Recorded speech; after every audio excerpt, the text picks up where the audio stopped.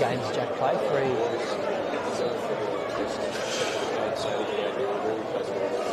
Nice and cold here, Andrew. How good is that? Yeah, got my layers on tonight. Got the jumper, got the jacket, got the track pants under the jeans. I'm an experienced customer. You look like you're going up the mountain. Yeah, well, this is about as mountainous as it gets in commentary. It is pretty high. It is pretty high here. I have commentated one from the top of the Spirit Tasmanian ball before. Did you? From behind a camera there, doing a soccer game. Nightmare.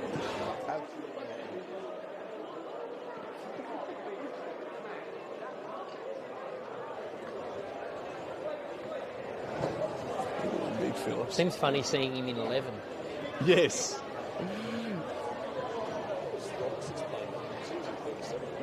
I'm not sure.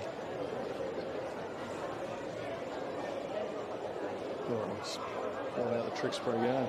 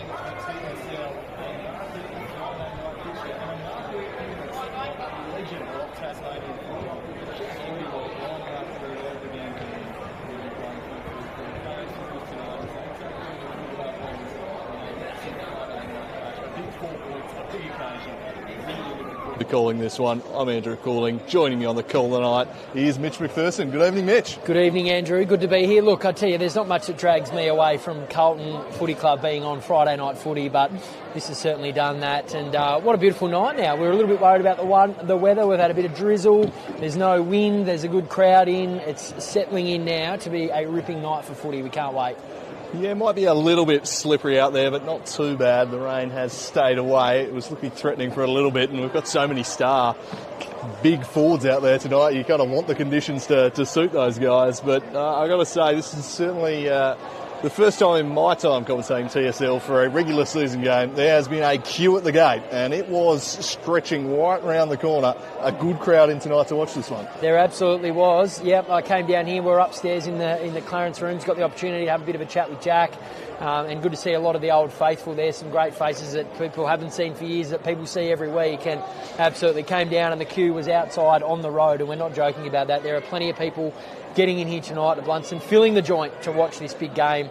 I tell you what, and Jack's here and it's wonderful, but at the end of the day, both these clubs are in ripping form. Lauderdale, big couple of wins over the last couple of weeks, both high up there, working their way up the ladder. Clarence, a massive win, of course, against North Hobart last week. Big, important game for both sides. Yeah, absolutely. Clarence took the round one meeting between the two. A pretty tight match for much of the afternoon. The Rouge is coming home over the top in the final quarter.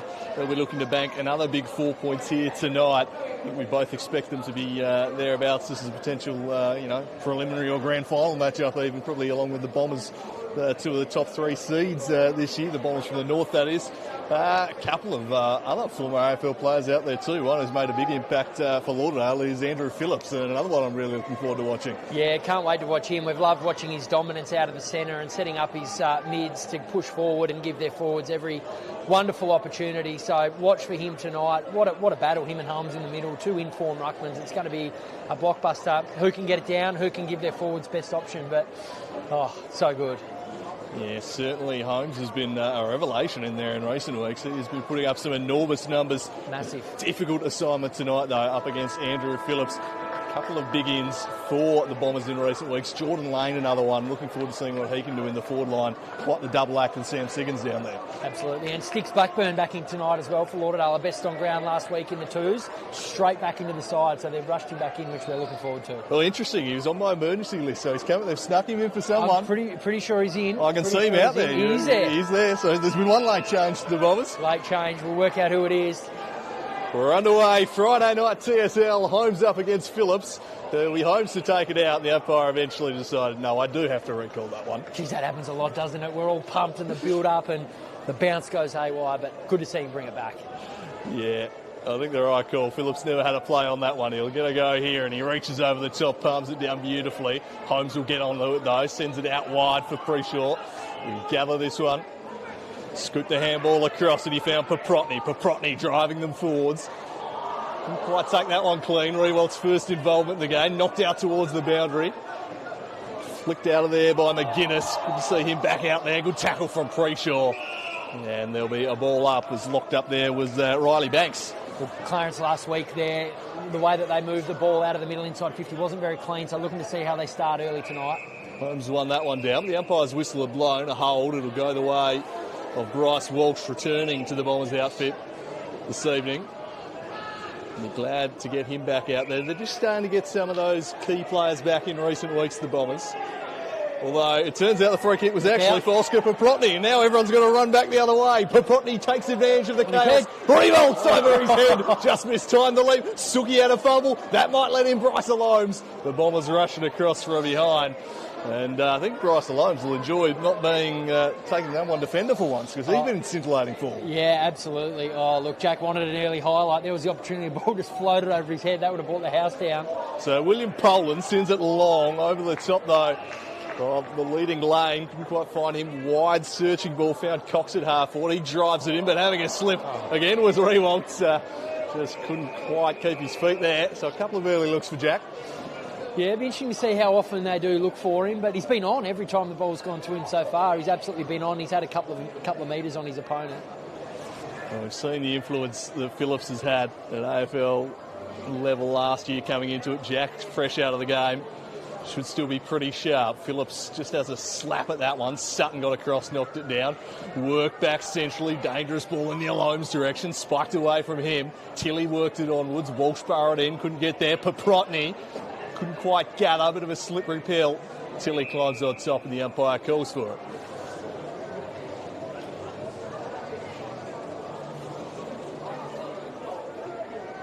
So the umpire tosses it up. Phillips and Alomes.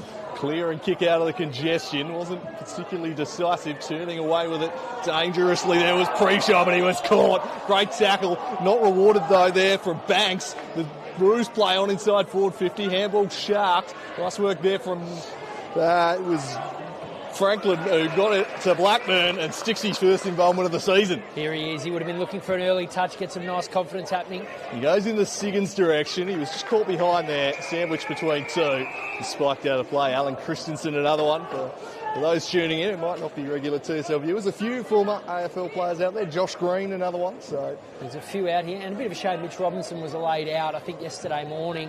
What a blockbuster that would have been, Mitch versus Jack, with some serious AFL experience. But nevertheless, as you said, a great handful of ex-AFL players out there. So Holmes and Phillips resume their duel. Phillips looks to take it out of the ruck. Kicked it off the deck, Walsh burrowed in, got it out to Tilly. Tilly works it towards the half-forward line, but it's punched away from hooker Keegan Wiley, their reliable defender.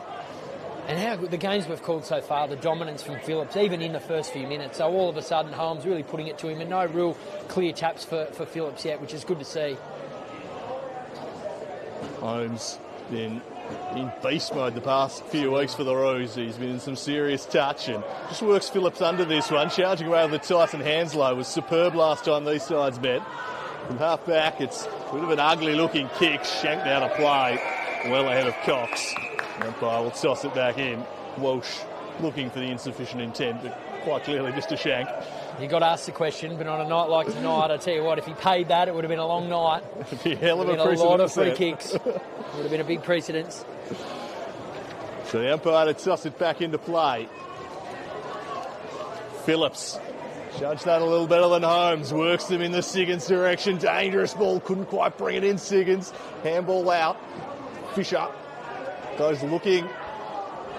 Teammate Banks came over the top. Preshaw was there. Flacked away there by McGuinness.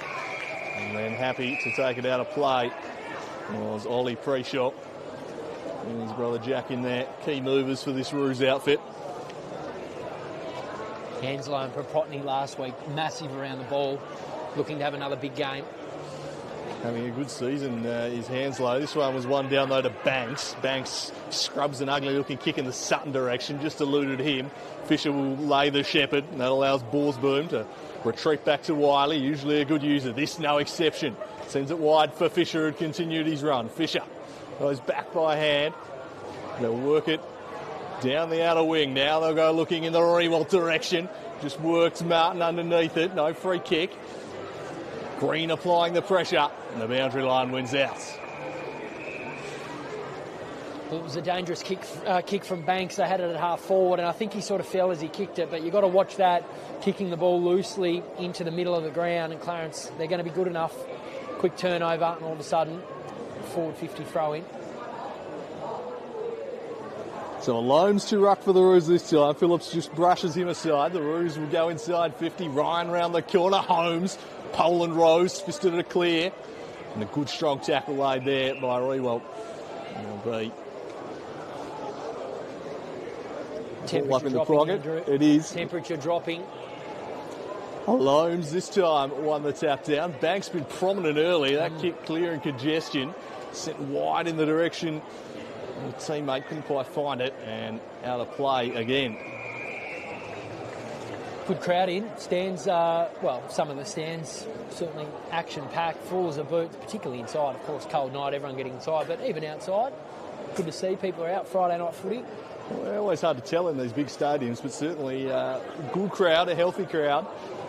As Holmes paddles this one down, taken away though by Phillips, sends it high into the night sky. Towards the half-forward line. Fisher worked his way to the front, but it's spilt out back for Sutton. Sends it into Lane, who leads up, takes it on the chest, plays on quickly. Lane. Christensen's worked out the back. It might trickle through from behind. Christensen dives on, and diving on top of him and out of play. Let's see what Lane was intending there. And he just rushed it a fraction. That's what Sutton brings, isn't it? What a spot. They love him, Lauderdale, running onto the ball like that, fast, getting it inside 50. He's a key cog there.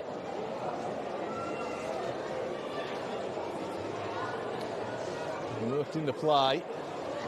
Holmes just bullying Lane underneath it. Thumped it to the middle of the ground. Shaw. Handball over the top for Phillips. Phillips will drive the Bombers deep inside forward 50. Siggins couldn't quite get Lane. Ball on the deck. Siggins gathered it. He was tackled. My hand, they look to run it out here, the Roos. Driving kick up towards Bryce Holmes. Fell to Holmes. Holmes surrounded by Bombers, just tumbled a kick away. Got a target at half forward in Paprotny. Was strong through the core. Handed off to Ryan. That was shut down by Banks. Won it back there to Hooker. And now McGuinness works into the corridor for McManus. He went looking for Phillips, but was just caught watching. Glover slides it in front. His kick, a slightly risky one, finds the target as the Bombers flood back. Paprotny looks up. Sends it wide looking for Harper. Harper does well. He drives them deep. Rewald in a one-on-one. Couldn't quite reel it in. Josh Green applying some pressure. They'll look to rush this one through, and they're able to do so. So well done, Tyler Martin, early on in this duel. Yeah, so far so good. We spoke about Paprotny and Henslow. How hard are they over the ball? Solid across half forward there. When you don't give up the ball easily, give deep forwards an opportunity. It's clever from Harper just to hold his ground. Allow Banks to fly past him moments ago. Phillips and Holmes. Holmes probably going to mark that. Went the spoil instead. Pre-Shaw well, deflected off Holmes. Worked his way through to Harper. Harper with strength. Got it around there to Hanslow. Tumbled a kick inside forward 50. Gridley. He's wrapped up by Green. The umpire calls for it. So no goals here. 9.25 minutes gone. It's been a tight opening. The pressure has been hot. Phillips won it down. Green again laying a tackle. And just slipped above the shoulder. Free kick will go the way of Hooker. Looks to move it quickly. Sends them wide. Hooker working from behind. Couldn't quite get there. Cleary, or Glover rather, handballed inside to Gapin. Gapin to Hanslow. Rewalt leads out to the pocket. That's just where he heads. Sutton dropping back into the space cleverly. Collided with his own teammate in the end. Might allow Rewalt to gather. Got a few to beat here. Green comes in support. Then Rewalt lays a great tackle. Just got the handball away in time. Kick up towards the teeth of goal. Holmes will attack from behind. Smash clear. Bounce favoured the Roos though. Turning kick will be rushed through again. Banks this time on hand. 3 behinds, all rushed. Good forward line pressure from Clarence early. Slippery conditions though. I mentioned earlier it was a perfect night for football. I think I was a bit dubious there. It is very slippery. Yeah, there's just been a bit of light drizzle about, making things a little tough at the moment. Crashing through McManus. And then Hooker applying the tackle with Ryan.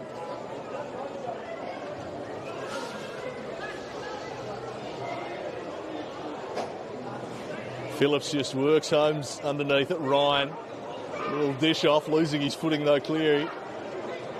Bombers taken away. Around the outer flank goes Franklin. Long searching ball there for Jordan Lane. Kept it in front of him, but the numbers came in support. McManus. Great tackle. James Glover wrapped him up. Wins the free kick. Superb defence from Glover. Advantage paid. Pre-Shaw in the bullseye. Flips it over the top to Holmes. Holmes goes looking for Rewalt. The kick not a good one for him. Martin closing. Rewalt paddling it forward. Martin wants the boundary line. Support coming here in the form of Harper. That could be deliberate. And it is. Look out. And Rewalt will take the shot from the pocket. Oh, the crowd are up and about there. Not really sure about it as we have a look at the replay, but tell you what, Clarence will take it. They deserve one though, the forward pressure. I mean, how's that tackle down back from Glover? That's what it's all about. As Rewalt opens up the angle on the left and slots it through and gets the Roos off and running. Jack Rewalt gets his first of the night there, 1-3-9. The Bombers yet to score, and that was pure class. Pure class, absolutely. You know how good he is at finishing. Everyone got to him, but hope over the next couple of moments there's some vocal work down to Glover. Sensational, that's what it's all about. On a night like tonight, that stuff is going to be so important. Unbelievable defence, set up a goal for his teammate. It was huge, wasn't it? They were on out the back, the Bombers. He had to win that one-on-one. Absolutely. And then suddenly the counter-attack was on. Got it in there. A good start here for the Roos. Done the bulk of the attacking so far. Back to the middle, Holmes and Phillips to resume. It will be a great battle all night between two real stars of the comp. Here's Phillips, able to win the clearance, and he launches it in the direction of Stixie Blackburn. Fisher just keeps it away from him. Handball across there to Harper. They're able to work it out. A little uncertain at first was Cleary, but he had some support. And then they were able to work it to Paprotny. So Paprotny, good kick into the corridor. That was slick stuff to Dolliver. Handball on the outside, back to Glover. Glover with a kick that favours Poland. He's able to intercept. He's so good at that sort of stuff, Poland. Usually uses the ball well too. Goes into the corridor for Shaw. He's got Walsh on short. Instead he'll go for Tilly.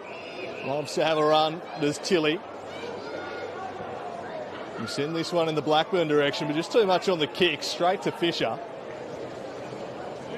He goes looking for Jared Harper, but it wasn't a good kick. Out of play on the far wing.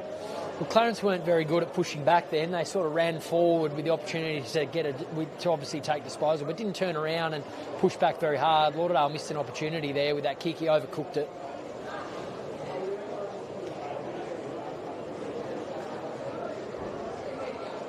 Phillips wins it down. And pushing the back page. So a free kick going the way of the Bombers. An opportunity for Walsh to send them forwards. Some leads presenting from Hooker and Christensen. Stixie Blackburn also there. Hooker spiked away from him. Well done, Howard. Handball almost be gathered. McManus interjecting. Able to clear the area though. It was Glover. Just hacked it on out of there. Spiked back towards the line. Stays in play. Ugly kick though. Straight to Phillips. Phillips sweeps it around the outside. High ball into the middle. And just slapping it down was Tilly. Might favour the Roos. Holmes able to gather. Just delays the release. Did it well to Gapin. Gapin now goes looking for a Revolt. Pitches in front of him. Lost his footing, Revolt. Tapped it on. Nice work there to get it to Borsboom. Borsboom gave it off. And snapping around the corner. The Roos with their second of the evening. A nice finish from Harper. Revolt lost his footing, but not his composure. No, well done from Jack. That takes you back to the Richmond days, doesn't it? That surge footy, just tap it forward. But well done, Clarence. I mean, they link up really well out of defence and they know when to pull the trigger and put it on the boot. They link up, they're solid enough, they see options ahead, and then they're happy to execute that kick. But taking on the middle as well, which is good to see. Yeah, the two goals both coming through attacking moves through the corridor.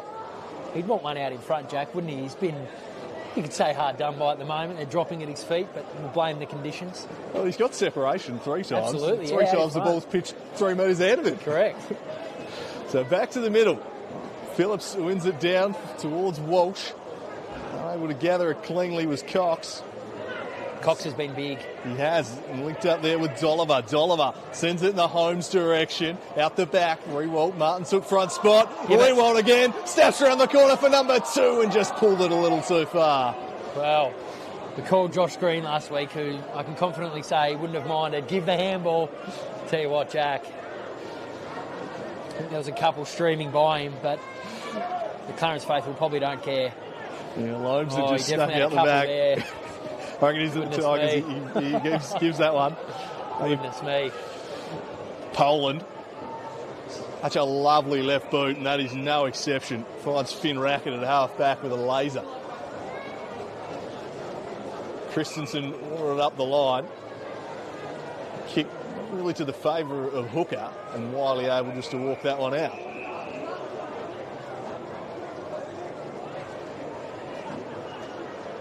Mentioned Jake Cox a moment ago. So good behind the ball. I mean, he's got elite skills, but so much knowledge, so much experience of the game, bringing other players into it.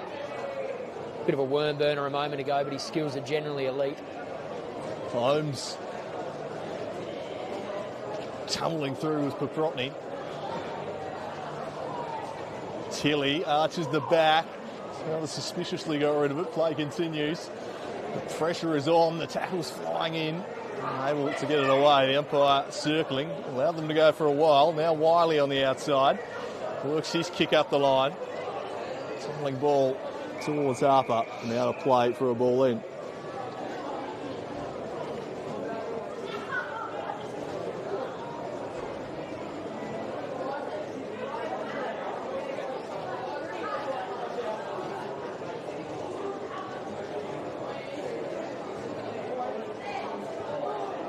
Phillips takes front spot, won it down. Walsh wrapped up.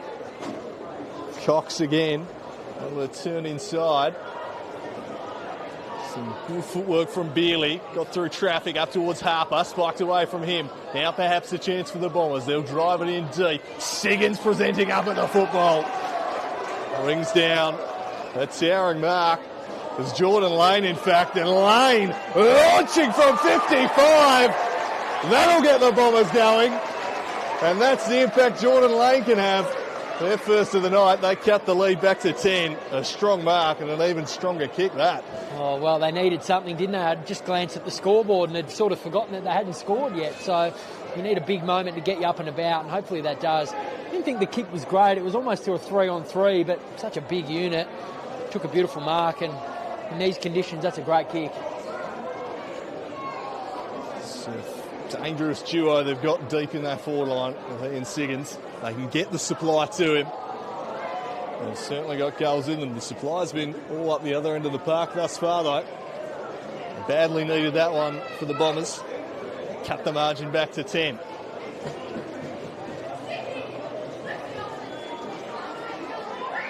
Phillips winning that one down. Tilly worked his man on the ball. Great ball there to Dolliver. Dolliver sends it in the forward line towards Green. Rewalk trailing Martin. And a fresh air swing. There was some support then. Poland with a bit of a fumble. And then just steps across the line very casually. Jeez, that was worse than the other one, I reckon. The Clarence was asking the question, and just a little bit of panic down there from the Bombers in defence. Fresh air swing, a fumble. And both legs went at it. He missed it with both legs. The mere presence of Rewalk causing problems for them there. They're jumping at shadows right now. Back into play. Phillips crashing through. Green from ground level. Tilly just slaps it off the deck out of there, but it's going to come right back at them because Fisher takes the intercepting mark. They're on the outer side if they want the switch. Glover's out. Sends them inside the forward 50. Centering ball towards Rewalt. Phillips parked himself in front. Spoiled a clear. Tilly retreating. Racket. Clearing ball down the line. Siggins with a leap at it. Couldn't quite bring it down. The Roos recapture the football. Into the middle for Holmes. Switch is still on. Holmes with a quick kick inside the forward 50. Defended by Poland. Lost his footing. Clever slap though. Had some support. Under pressure now Martin. Over the top for Silky. Couldn't take it cleanly. Is that high on Alomes? It is. Yeah, free kick to Bryce Alomes. Who's been in goal kicking form this year. Back to Ryan. Long sleeve in the forward line. Good night for the long sleeve. Yeah, Suki there just had to take the ball, didn't he? Had a bit of a look where the man was. That's a good-looking kick. Will it bend back enough? It will. And he gives it to the crowd. He says, how do you like that, fellas? Points up to the members section. A packed members section tonight. He gets the Roos third of the evening. Yeah, it's full as a boot up there, and they'll love every second of that. Good way to build momentum, kick down with the crowd and put 3 on the scoreboard. Get a handy lead in these conditions. Good start from Clarence. You mentioned the conditions. Bit of rain starting to fall now. So these early goals could be all the more valuable. The ball is only going to get slippery. We've already seen players struggling with that. I'm surprised not more have long sleeves on. Maybe that's just me. I'll tell you what, I'd be singing out for a long sleeve tonight. People are a lot braver than I am. Surprised Jack didn't go the long sleeve either. Back to the middle. That bounce favours Phillips. Didn't leave the circle though.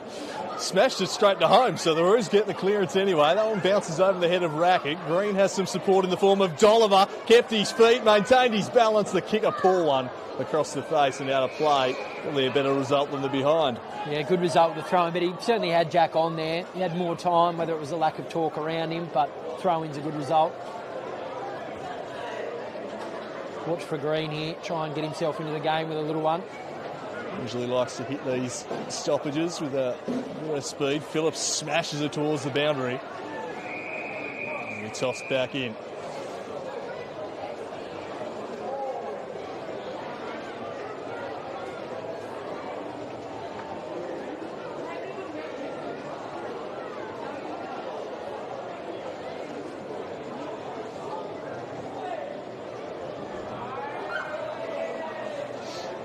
Phillips with the size advantage here against the Loams. Preshaw wrapped up by Siggins having a run on the ball. Spilled out the way of the Loams. Bounced off Green. Paprotny keeps the ball in motion. Great tackle from Preshaw. He cracked in. Siggins able to clear the area. Around the corner looking for McManus. He just helps it on its way. Sutton out after this one. Ball though favouring the Roos. Bit of a hacked kick forward. Dolliver. Now Holmes. Holmes got a foot in. Bombers looking for the safety of the line. Umpire lets it go eventually. He'll toss it up. Well, with Phillips in the ruck there, I was looking for where the big man was down the line for the quick kick out, and there wasn't one. It's because it was Sam Siggins, but he decided, I'm just getting in there. I'm going to go in there and get my own ball. On back, Holmes, hands to it. Kills a kick, but out of play and out on the full.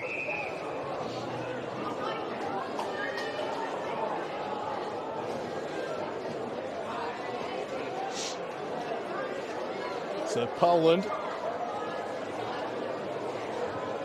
no defence, he goes towards Walsh, just over his head. Smooth moving there from Preshaw, he works it forward. Suki with a decisive fist, but high into the sky it went, didn't really clear the area. Handball back was a clever one, balking. Harper, now it's Hanslow. Hanslow's working it back, does it have the journey? It doesn't have the accuracy, it kept on bending. Minor score only. They've got to get a run on Lauderdale, don't they? We thought that big mark was going to be the moment, but Clarence, they just look real hungry at the ball, and they're not letting it out. Hard to get a run on when Clarence are just continuing to pile on pressure, but they've got to find a way, Lauderdale. It's just locked in at present as Poland goes looking for Phillips to try and relieve that. Just tried to work Holmes underneath the football. Keeping his balance, Borsboom worked it nicely there. Not a good kick though from Cox. In the only area of his game that's let him down so far tonight. Well, I said a moment ago, elite skills. He's absolutely let me down there, Coxie. He's certainly been busy early, so they'll try and clear the area once more. This is where it's been breaking down, and Phillips just dealt with by big Holmes. Noah Holmes bullocking work there, and he sends them in the Revolt direction once more. Revolt spiked away from him by Suki. Came in to support Martin in the contest. Well, I know Phillips is a seasoned campaigner, played AFL, played at the top level, but probably the first time this season I've seen him challenge. It's going to be interesting to see how he bounces back. Malone's great start. Pretty even, but he's been pushed. There's been some great body work from Noah Holmes at the ruck contest. Green sharking the tap here, sends a kick towards the top of the square. Holmes is there. Rewalt lurking. Poland comes away with it. Chips it out in a space for Sutton. He's got some room to manoeuvre if it will sit for him. It does in the end. He's got a short ball onto Franklin. Full stretch couldn't mark it. Sutton continued his run. Hard working as ever. The kicker. Poor one though for Blackburn. Jordan Lane works his way to the contest, but Wiley was there. He wants the line. Desperately searching for it. Found it, and in the end, found it in the back, free kick to boot. Yeah, I don't think he needed to get... It was already going out. It's a wet ball, going to get out. They had to keep your feet. Pretty obvious, those ones, that they're going to be paid. It's in the back of a wet day. So chipped into the corridor. Rubber chest. Dropped by Hanslow. Now sent in the Blackburn direction, had two to beat. Staying down lane, got his kick away towards the teeth of goal, and bounces through for a minor score. So Jordan Lane with 100% of the scoring for the Bombers. 1 goal, 1. There's 16 points in arrears here. The hosts have started nicely. Glover.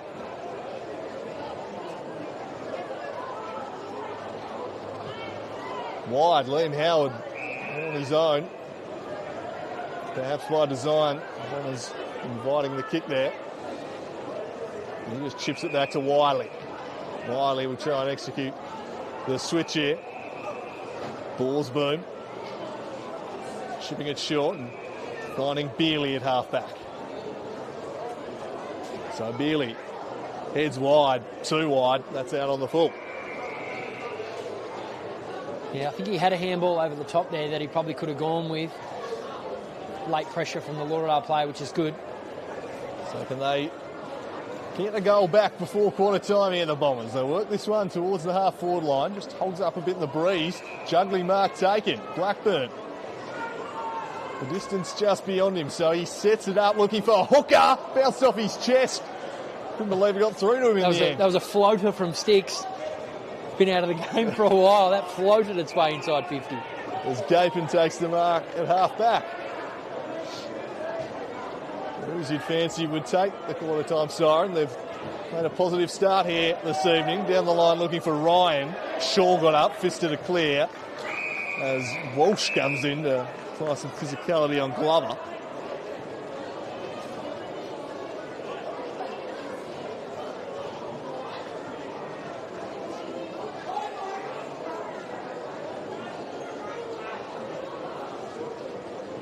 Phillips palmed it down. Siggins deflected off his boot. Paprotny burrowing in. Gridley sitting on top of him.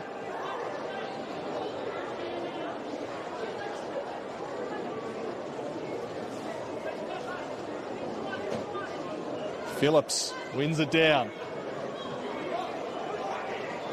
Ducking under a tackle was Harper. Strength from Jared Harper. Goes looking for Green and it just floated. Lost him in the lights. Jack's on here. Shaw lost it. Green takes advantage and pops it over the top for Evold. Couldn't complete the mark. Green just setting slightly too much of a task. Couple of contests from Harper. He's been real strong over the ball. Hard to bring him down. He's taken him on. He's backing himself in, providing, again, more opportunities. Green, his kick there just a bit hot. And he's so strong through the court. He's Harper. Very hard man to shift. Off balances. The Ryan to ruck against Phillips had a wild swing at, didn't connect, enabled Holmes to get there, kicked it over the top. Martin took front spot from Rewalt, trapped the ball, cleared the area, goes looking for Franklin. Fisher watching him closely and it's out of play. Nice little bit of confidence for Martin. He would be a little bit nervous. Jack, a couple of shots. He's overran one. He had a bit of a fresh area as well, so he backed himself in there. He'd be pretty happy with that.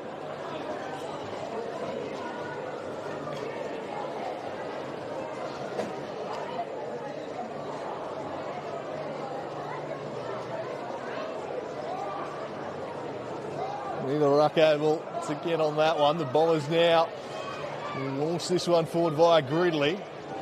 Tumbling ball bounced out of the hands of Hooker. Hooker paddles it across. Some good work from Franklin. Got it to Siggins. Siggins to a 2-on-1.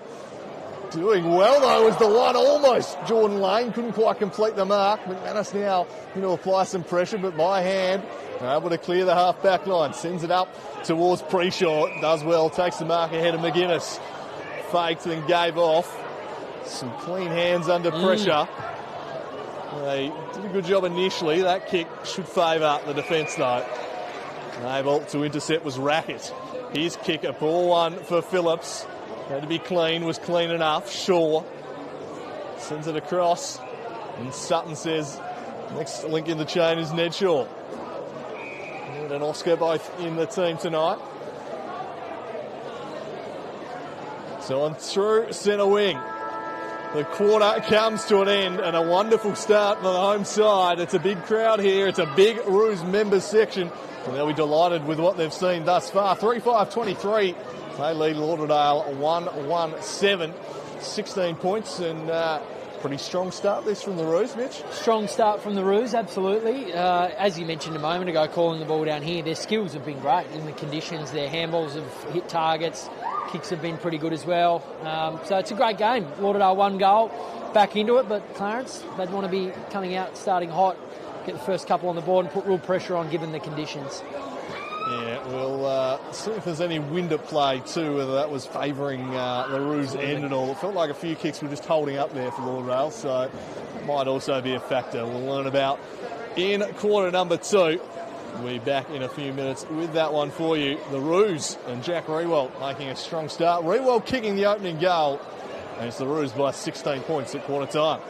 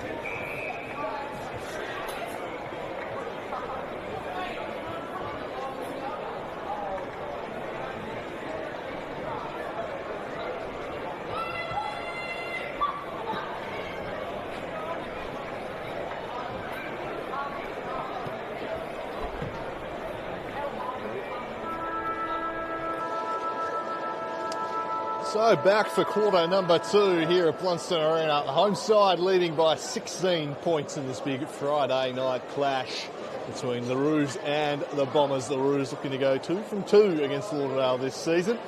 They've started well in that endeavour.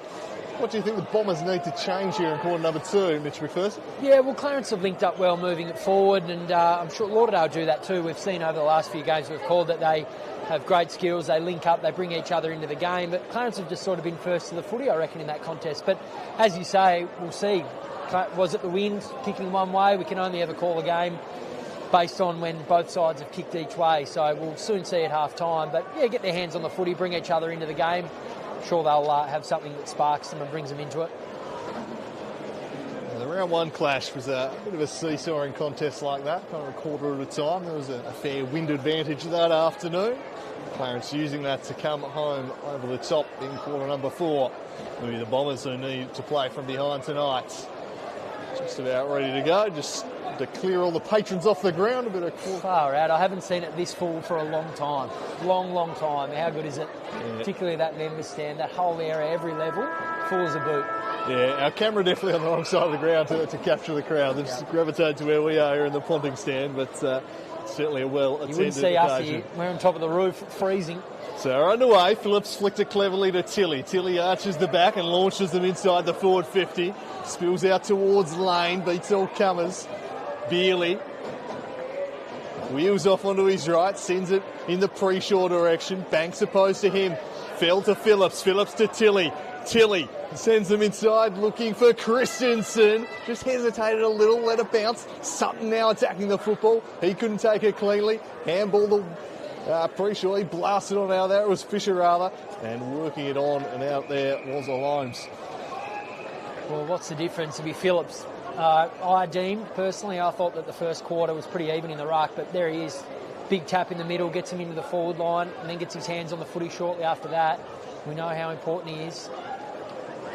Looks like Siggins having a run on the ball to start the quarter. Phillips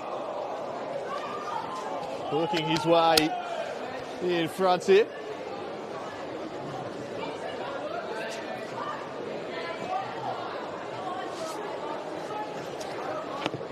Tossed in the play, half forward here for the Bombers. Home stakes front spot, Phillips over the top.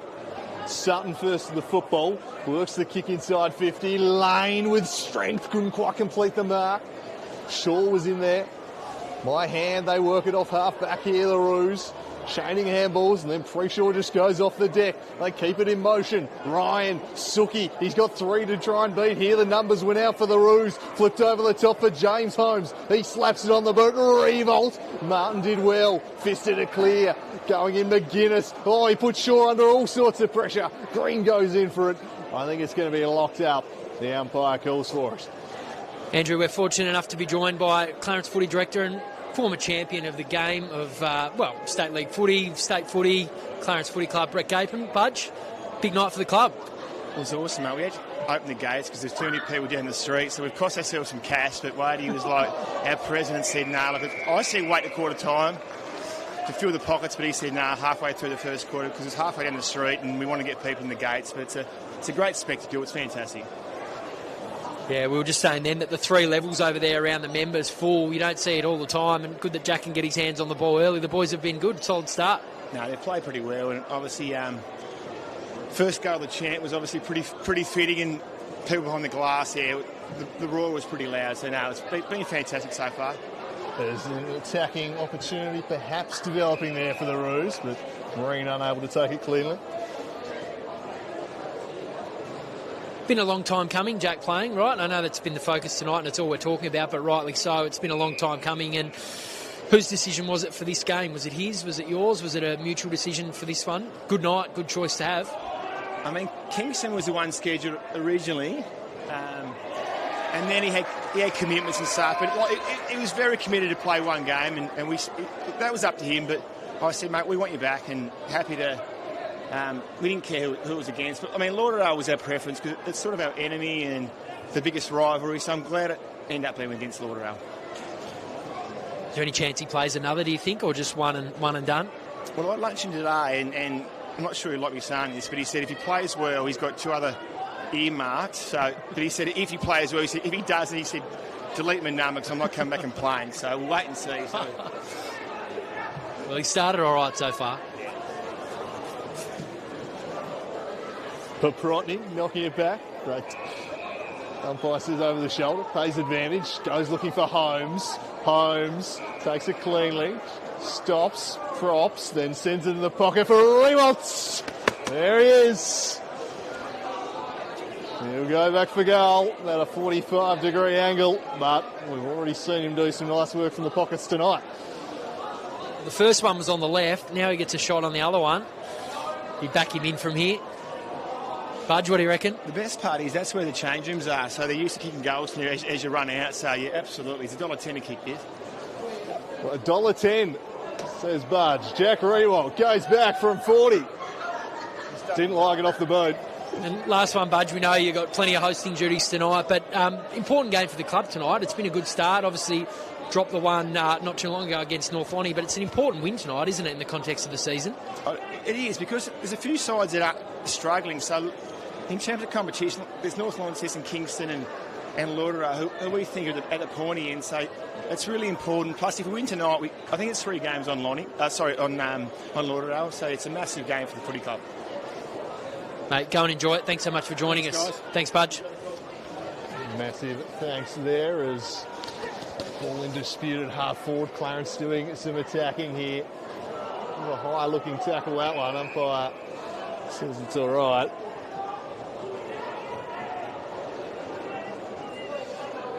We gave him the option to come up, Budge. We didn't think that he would, getting out of the warmth from the comfort of the Century Room. Good on him for coming up saying g'day. Yeah, a bit more Arctic at the top of the Ponting stand, that's for sure. What do we reckon? While the game slowed down a bit, what do we reckon temperature-wise? 5. I reckon 5. It's pretty brisk as Phillips smashes that one towards Siggins. Siggins taken down without the football there, but not given a free kick. It's tossed into play. Clarence, as much of quarter number 1 was, the game being played in their attacking half of the ground. Holmes just gets rid of Phillips. Phillips goes back, dispossesses him, and tries to turn away with it. Drop it back into the contest. Freeshaw climbs on top. Ball rooted to this part of the ground at the moment. See the opposition ruck really trying to get physical and lean in on Phillips here. Here's Siggins, just got boots the ball. Tilly cracks in. Walked out the back of the contest towards McManus. Shaw now forced to lay a tackle. Wiley spinning through. Handed it off there to Harper. Harper with a high one inside 50. McGuinness able to interject and won't get 50. So this is where they've broken down for most of the night so far. That's a better ball. Finds Phillips. Can he find someone? Everyone in one half of the ground at the moment as the Lauderdale forwards start to work their way back. Goes looking for Poland. Kicks out him a bit short. Poland just gets boots the ball. Got to Sutton. Scoop the handball back to Rackett. He goes wide. Mark taken there. Inside 50. Couldn't quite find Franklin. Ball across to Hooker. Hooker to McManus. McManus high in the Lane direction. Lane taken away from him by Wiley. Fisher. Oh, the handball a little hot. Now they're a chance here, the Bombers. Good tackle laid though by Glover. And locks it up. It took them a while to reset there, Lauderdale. The ball was in Clarence's half for so long. That all sucked down the ground. Getting the ball in Phillips' hand, he knew what to do. Umpire called a throw, so an opportunity here for Jordan Lane to go back. No, he won't be the one to take it in the end. He dishes off. Not a bad man for it to end up with, mind you. So Sam Siggins can go back and try and get their second of the night.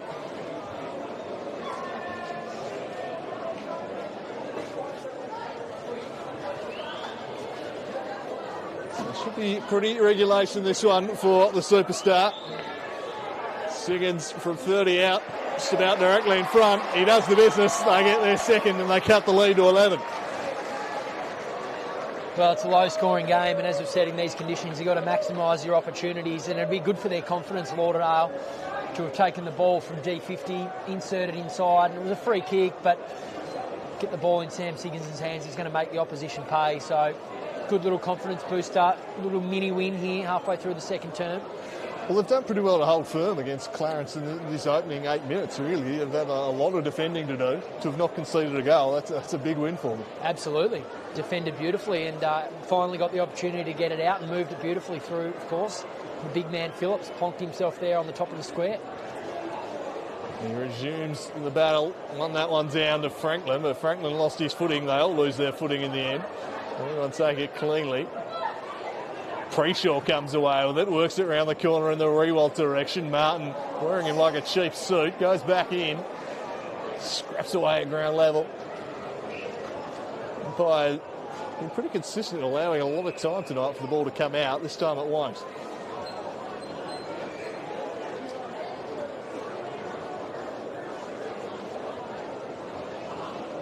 Tossed up, Phillips reached in, Alomes around the corner. Green away from him by Shaw.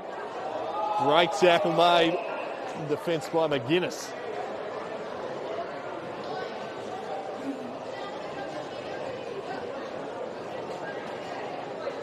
Phillips on it down. Oh, the ball. Well, that's a red hot goal. Josh Green saying, where was the prior opportunity?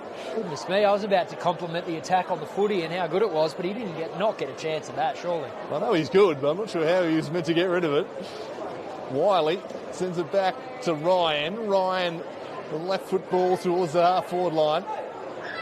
Dropped the mark, probably should have had that. That invites some danger.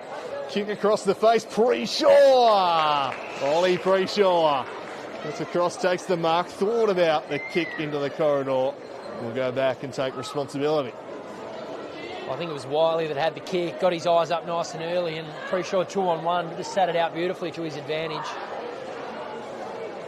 So Ollie Preshaw from the pocket will go with the check side, finishes it beautifully. The Roos kick back out to a 17-point lead. He's a classy customer around goals, is Ollie Preshaw, and he finished that one confidently.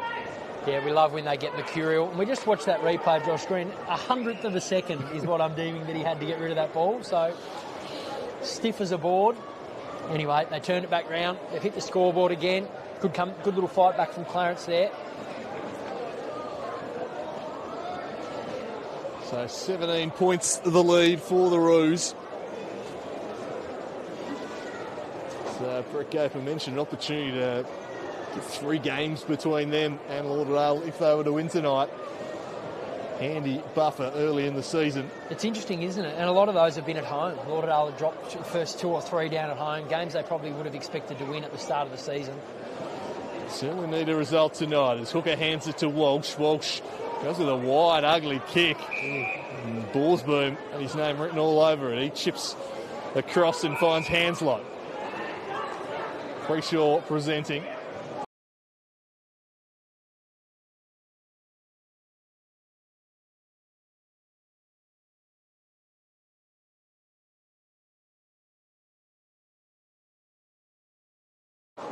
He'll go further afield instead.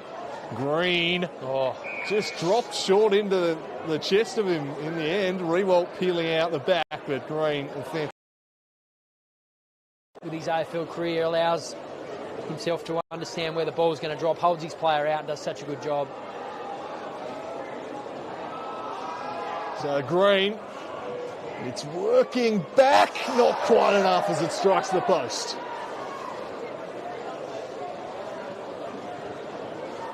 So haven't quite made the most of their opportunities tonight, Clarence, although several of those behinds were rushed.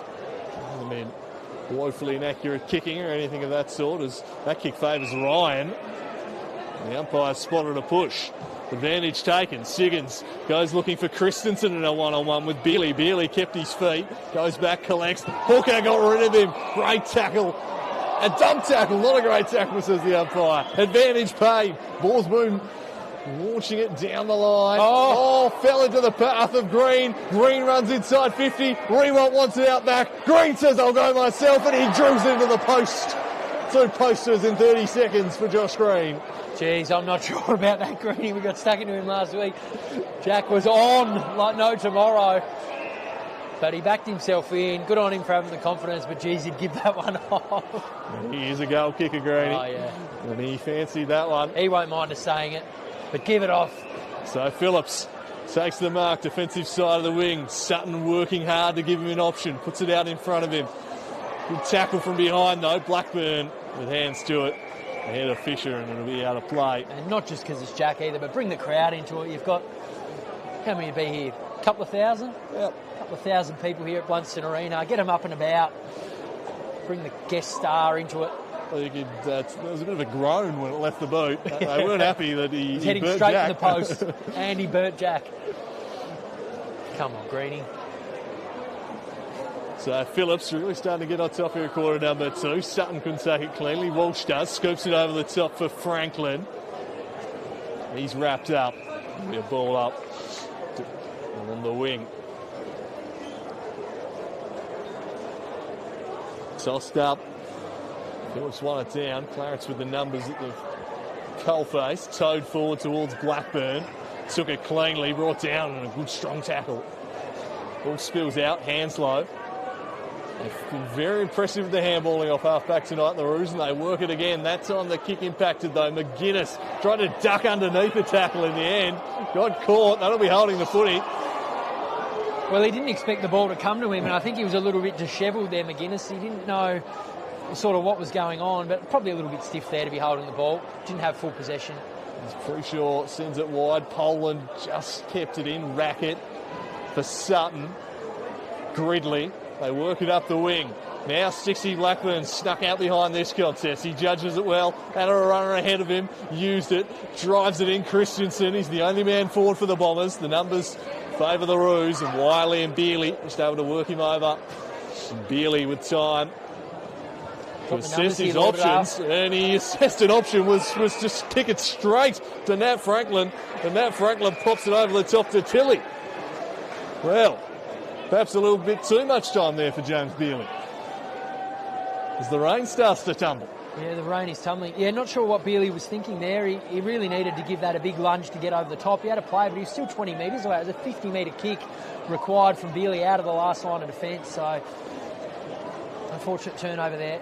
Can Sam Tilly make them pay here? He sends it on its way. It's a wonderful kick from Tilly. There's plenty of Bombers support in the house tonight too, and they enjoyed that one as they cut the lead back to 13 points. Yeah, good to hear him making some noise. That was a beautiful kick. We got a great view behind that up here, the top of the Ricky Ponting stand, and bang, he just got behind that beautifully, and it sailed straight through the middle.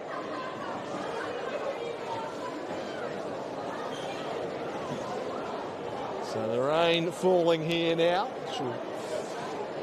Things tough for the plethora of big forwards, star big forwards we've got out there tonight. So Rewalt and Alomes looming large for Clarence, and then got Siggins playing a fair bit of full time tonight for the Bombers down there with Jordan Lane.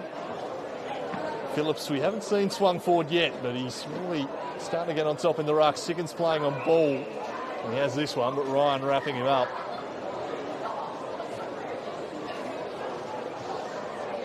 Holmes does well on that occasion. Siggins read it well, took an awkward bounce. Handball back to Shaw. Shaw sends it high into the night sky. Smashed by Wiley back into the path of Siggins. Just slaps it on the boot. Blackburn playing in front. Bounces off his chest. Wiley dives on top. And the ball locked in as Sticks Blackburn applies the pressure.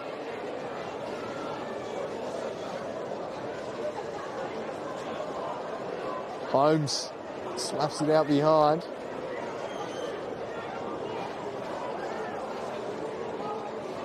Able to get these handballs linking up nicely once again. Spear to kick. Couldn't quite find Ryan. Just couldn't quite get the handball away in time. Good to see both sides still backing their skills in. It's wet, slippery. Wind starting to become a little bit of a factor. Backing themselves in, not going long down the line just yet. Phillips climbing on top and locking it in once more. Once they're holding the ball, umpire says, I'll toss it up.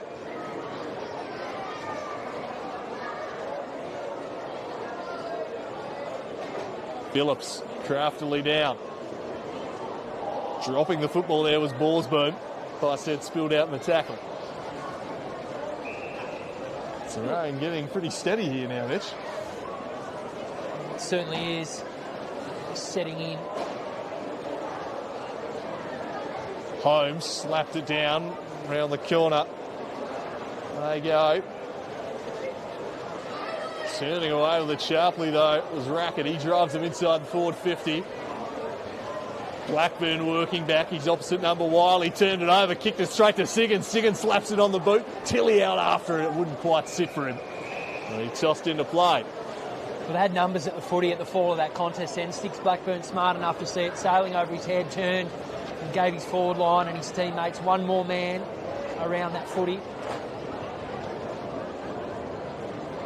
That wind certainly picking up. It's blowing across the ground. So back into play. Certainly impacted that throw-in. Nowhere near either of the ruckmen. Conditions tough for players, but also boundary umpires. Yeah, umpire appreciation round last week, which was, of course, wonderful to celebrate and good to see. And these are the nights. This is why a lot of young kids out there running around for us to watch this game. Holmes paddles it down, slapped off the deck by Franklin. Franklin still fighting on, applies a tackle, spills out towards the line. Bombers appealing for insufficient intent. Umpire says throw it in. A lot of focus on Clarence tonight and Jack obviously playing, but big week for Lauderdale too, and a great experience. Two young sides out there and the opportunity to play against just as much as play with, you know, a star like Jack and someone of his calibre. So it's great for the comp, great for footy. Yeah, huge assignment for Tyler Martin, that is for sure. This one just trickles out ahead of Cox. So Lauderdale, a bit of a spell in attack here tonight.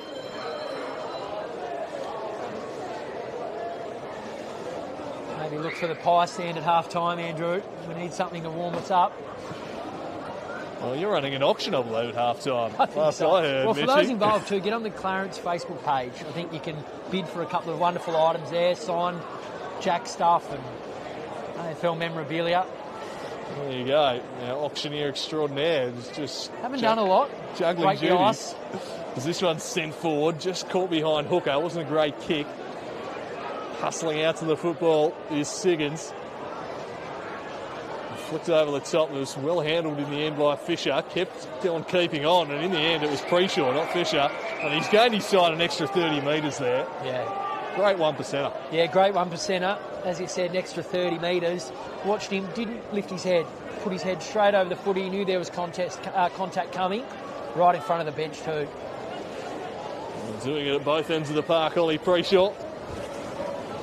Kicked a nice goal earlier in the quarter. Wind really picking up now. Tough conditions out there as Phillips takes it out of the ruck. He sends it high in the Christensen direction. Wind just took hold of it, sent it out the back. Bealey somehow didn't give away the free kick. Howard goes in, flips it over the top for Glover. Glover, high kick.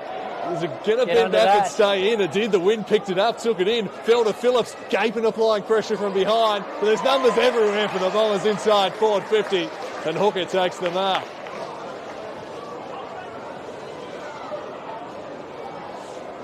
Just feel much like the first start of the first term. Ball trapped in Clarence's forward line. Lauderdale have found a way now to build a little bit of momentum in the past 5 minutes. Another shot on goal. So Campbell Hooker, one of 3 hookers in the lineup here.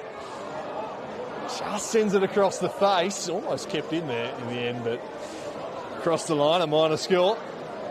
And the lead at 12 points.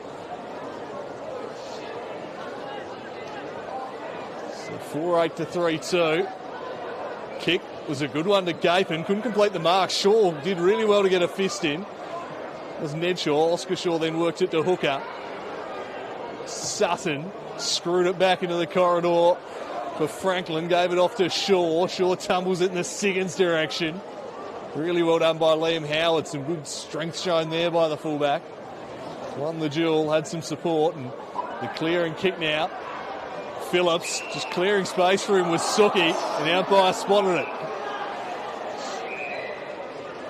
Phillips feigning ignorance to allow his defence to get set, and then threw it well over Holmes' head. Well, that is experience for you. Delayed it 20 seconds and then threw it up into the members.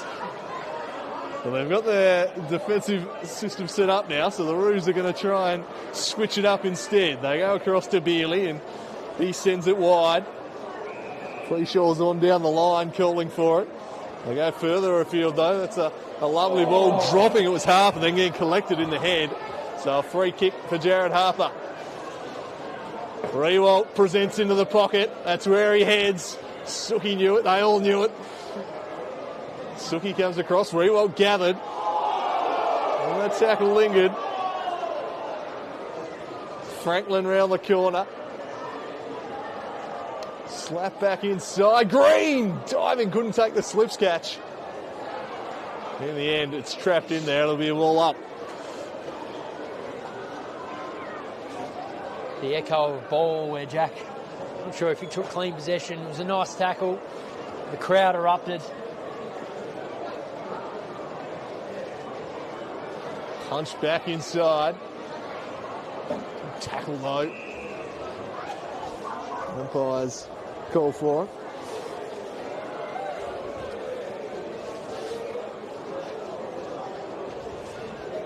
Phillips takes front spot, took it out of the ruck contest, cleared it up there towards Sutton. Was just worked underneath the football though. Preshaw now pressured by Shaw. Stifle them here, the Bombers. Shaw trying to lock it in. Eventually succeeds.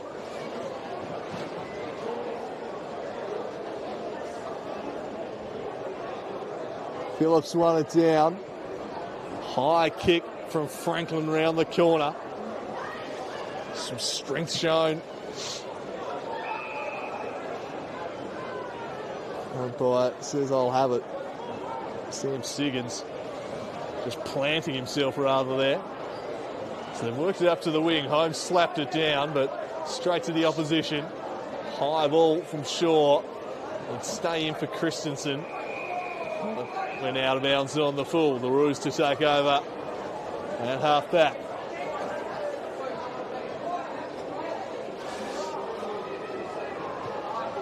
Sends it up towards the wing. Really wanted it. Hanslow went in for it. He was stripped of the football. bit of a congested, contested end to this quarter number 2. And there's stoppages.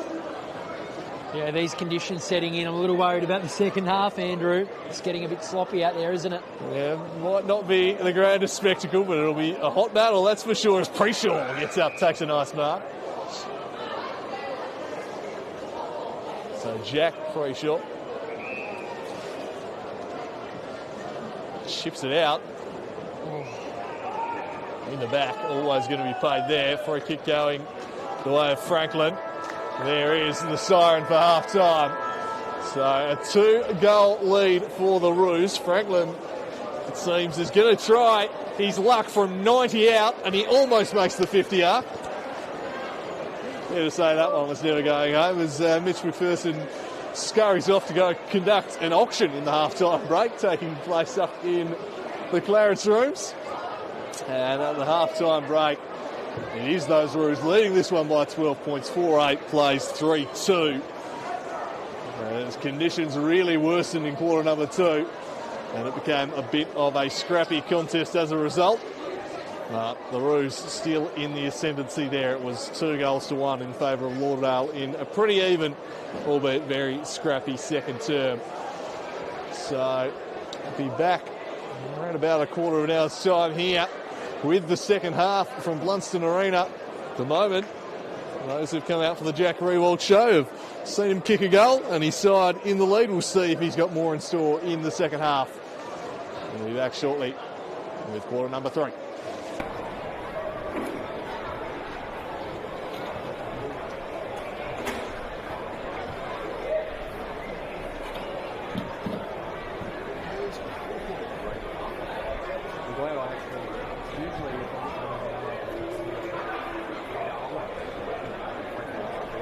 Today I've got skins on under these, I've got everything.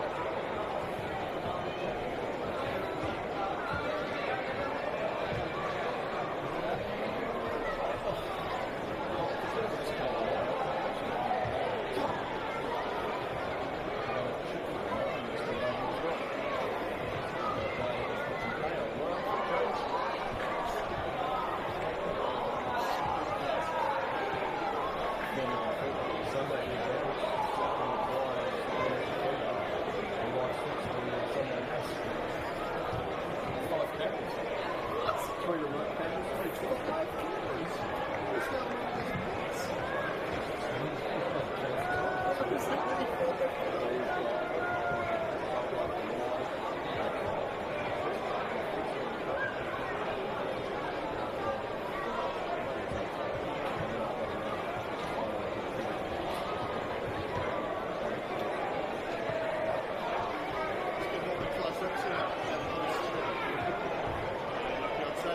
First quarter best, really taking a toll on him, wearing him down a bit, needs some support from the parishioners.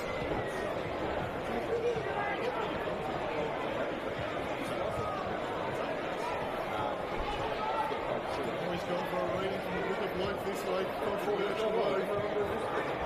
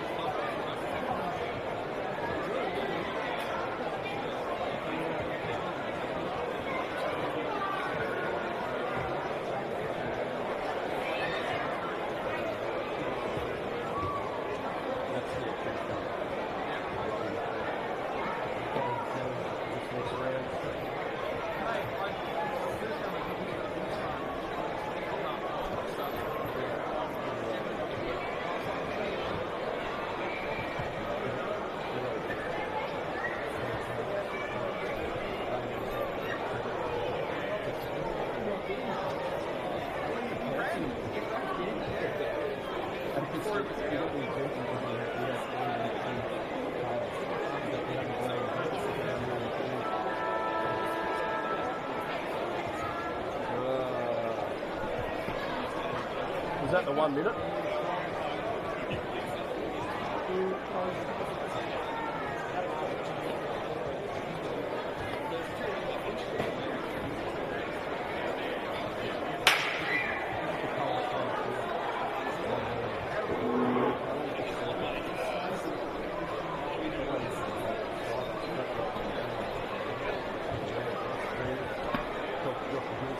Go get the chips and gravy.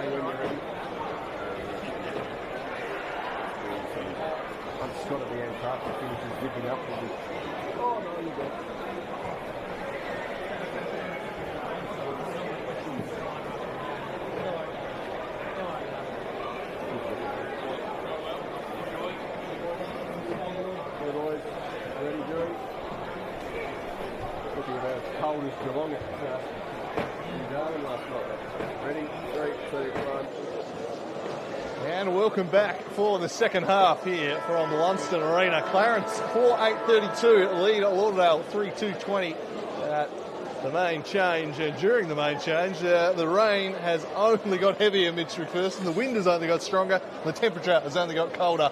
Pretty miserable conditions now for this second half of the players. Yeah, absolutely. I tell you what, it's the first time in a long time I've gone to the footy and taken a backpack that had jumpers and beanies in it. So I've certainly gone for the undergarment and the hoodies on now, covering the ears. But look, we're set for a big second half. It's going to be, I think the run on from Clarence will be important. But I think that players like Nat Franklin and whatnot with these conditions, get them into the game, get their hands on the footy first. Lauderdale, they seem to be chasing a little bit in that first half. But it's been a pretty even contest, so it'll be a matter of who gets a run on early for me. Yeah, tough night for the tall forwards. Certainly, you feel Lauderdale might have had a bit of an edge there with Lane and Siggins being able to do some damage in the forward line. But tough conditions for the big men. Obviously, a similar issue for Loams and Rewalt at the other end for Clarence. But it might be a night where, 3 goals could be a massive contribution from the forward tonight. Yeah, absolutely. We saw both sides start with that tall forward down there, but as the conditions have gone on, you've seen Siggins go into the middle, changing it up a little bit, getting their big stars, the bigger players around the ball. They feel that that's going to be important. I know we've harped on about it, but it looked pretty cool then, didn't it, Jack, in Clarence, walking down to the full forward line. Bring back a lot of memories for the old faithful, but so good to see. Yeah, I remember watching a very young Jack Rewalt back in the day do his thing for Clarence on this very ground. Quite a bit of achieved by Jack Rewalt since he last put on the Clarence Guernsey, but wonderful to see him back out there tonight, and has certainly drawn a crowd. A few thousand in here tonight as we're underway in the second half. Phillips palmed it down off the boot of Siggins. Handball to Paprotny, bends it around the corner up towards the half-forward line. Couldn't quite take that one cleanly there. Good Cox. Paprotny arches the back, gives it to Holmes. Holmes, not the best handball, found its way through to Ryan though, and now Keegan Wiley just tries to massage one there towards Hanslow. Held his ground, something flew over the top. Hanslow now an opportunity. He steadies from 40. He sends it in the Rewalt direction. It was a blatant push, and the umpire said, no, you can get away with that, Jack. Jack Rewalt, whistle goes into my pocket. Yeah, it took a little too long, I reckon, with the kick there, but we're up here in the dry. It's nice and wet down there, so it's not easy to get ball to foot, but it took a little while to get the ball out. So, launched into the corridor. Siggins worked his way to the front, and Ryan penalised for a hold. The umpire's saying the other way. Took him a while to put his arm out, the umpire. I don't know whether he blew the whistle and then thought, hello, which way am I going here? Both were holding. So Hanslow drives it towards Josh Green. Getting a hand in there was Shaw. Paddled on by Rewalt. Suki clears defensive 50. Sends it wide towards Hooker. Hooker back towards Siggins. Ryan pressuring him. Ryan does well. Wins the ball away. Gave it off there to Hanslow. Hanslow to Preshaw. Now they work it back to Ryan. Bends it in the green direction. Almost took a spectacular mark. Couldn't quite control it. It'll be thrown back into play. Well, 4 or 5 players around here at the contest down here at half forward, and Keegan Ryan was the only one who wanted to put his head over the ball, and that's the reason why Clarence got it out and now have a forward 50 stoppage. Ball in, of course. Matched up with Siggins on the ball at the moment. Curiously, Holmes giving away a lot of centimetres in that ruck contest to Phillips, but he won it down to Green. Phillips back to Poland. Poland clears it out. Sets a task here for Sutton. Borsboom leads him to the football. The boundary line beats them both. You mentioned they're undermanned in the ruck, but they're willing to do that to have a Loams a kick out of the play. So the quick kick comes from Lauderdale. They obviously see that as a bigger advantage, going a little undersized in the ruck in forward 50. Yeah, probably at times where you might as well just concede you're going to lose some taps to Phillips. So get the setup going instead. Holmes this time will body up on Phillips. Bustles away, won the ball down nicely. They work it now inside forward 50. Green the target once more. And a good mark from Josh Green. Well, did Jack get in his ear at half-time and say, mate, when you're out like that, kick it to me? Doesn't look like he did because he's going back. And we saw Rewalt burn Green in quarter number 1, then Green returned the favour in the second term. 1-1, we like that. This one, well and truly, fair enough for Greeny to go back and take his shot. He'll shoot from the angle, about 35 metres out. He sends it on its way. It's across the face. And the big men fly, and it's punched through from behind. 14 points the lead.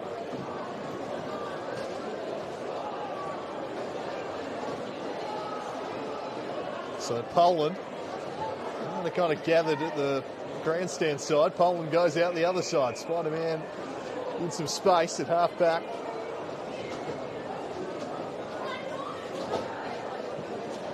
Sends it over the head of Blackburn. Won't find its way through to Phillips. Holmes in front, scoops the handball to Hanslow. Good hands. It was indeed. He drives it in the Rewalt direction. And Martin fists it away and out of play.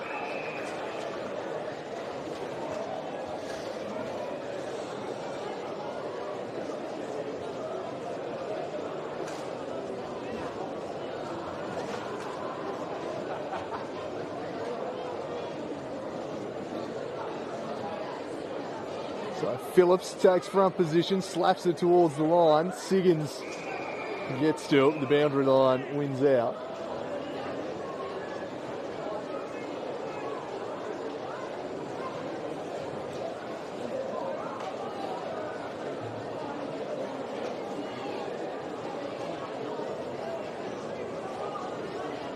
Phillips slapped it back into the corridor for Walsh. Walsh thumps it deep. Christensen in a one-on-one with Bealey. Bealey did well. Held him up. The stoppage at half forward. Christensen won. The Bombers might need a lift from here in this second half. It's the type of night that should favour the small forwards. Yeah, absolutely. I think it was the North Hobart game, which was a hotly contested game a couple of weeks ago, Lauderdale, North Hobart, and Christensen came into it, and it was a bit of the difference for Lauderdale. Chile took a couple on, got his kick inside the forward 50. Paddling away. Siggins. Handball scrapped clear, and now Holmes able to rebound. It's a lovely kick up towards Green. Green chaps it. Had some support from the former Preshaw. The kick, not a great one for Rewalt. Favoured Martin. Rewalt. Martin continued to battle. Martin happy to take it across. And really done any favours by that kick. Tyler Martin doing a good job sticking to him.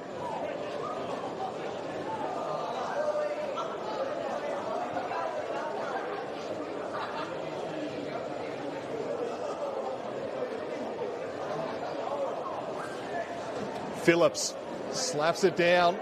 Preshaw will gather. Handball, a good one. Found Hanslow. Tyson Hanslow around the corner. How will it bounce?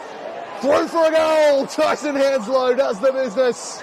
He snaps truly.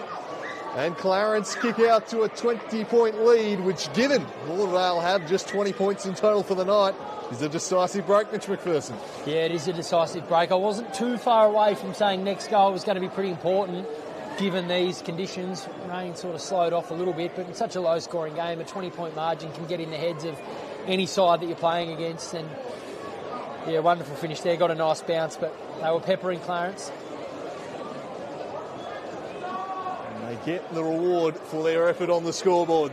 Lauderdale badly needing the next goal.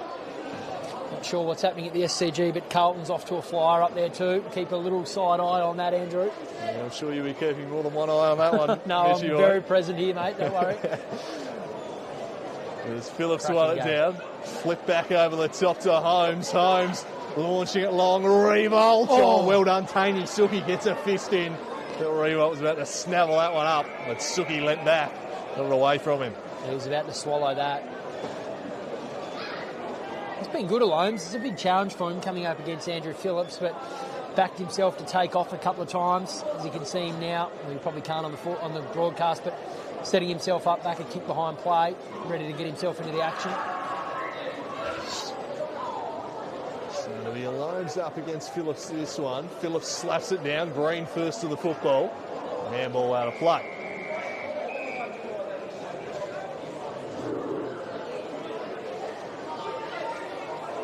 It's an interesting tactic they have persevered with. You mentioned there, Mitch. Kind of a Holmes taking the forward 50 ruck so that Holmes can just park himself a kick behind the ball. And all night the Bombers have struggled to transition out of defence as a result. And don't mind, it's not a dry day. It's not like they're going to get clean purchase and take it out of there nice and easily. So I don't mind it from Clarence. And Siggins sends this one across. Will it drift out on the full as McManus came through a bit late on Gapin. And Gapin will take... It was a pretty fair play, McManus. I don't think there was any malice in that. No, I think he tried to pull up, if anything, as he sends this one forward. Dangerous ball. Ball's out the back. Hanslow can have two in a minute. Got the handball away, looking for a Loams. Sutton crashing through. Couldn't keep a hold of the football. And that's wrapped up right in the hot spot. Dangerous moments these for the Bombers. Trailing by 20. Phillips found it down. Hooker. Hands to the football, tries to shrug the tackle of Rewalt, can't do so.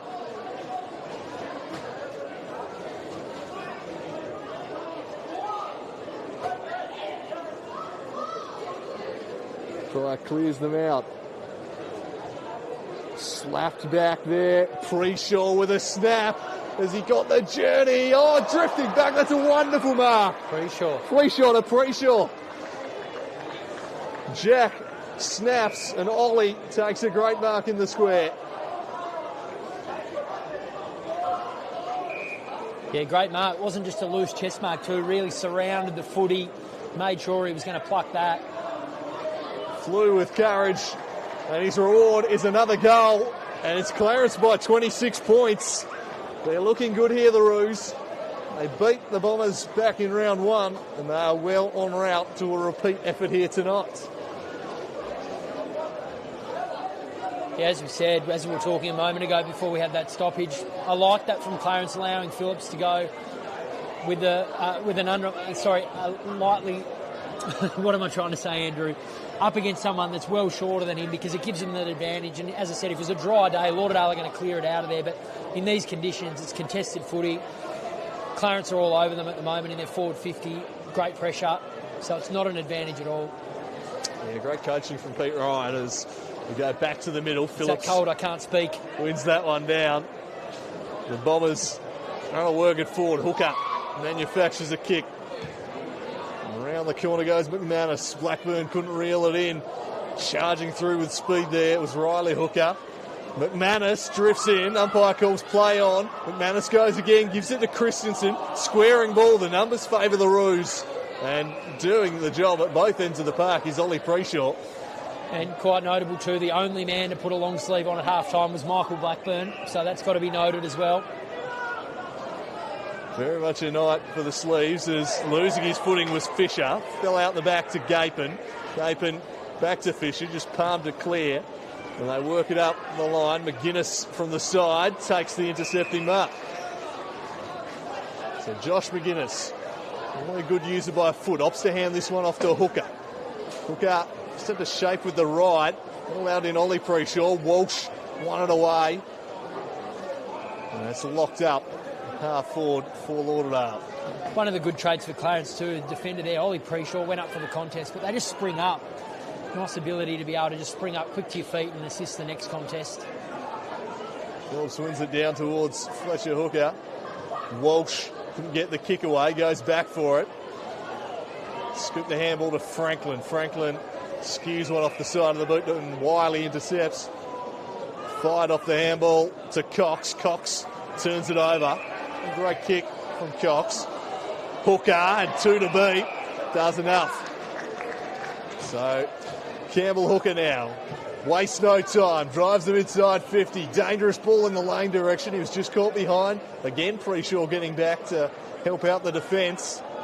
And then a nice kick from Harper finds Cox in the defensive 50.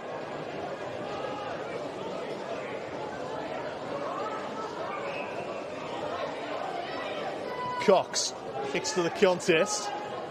Ryan and Alomes were there. Fell to Tilly. Sharking the handball though, Gapin.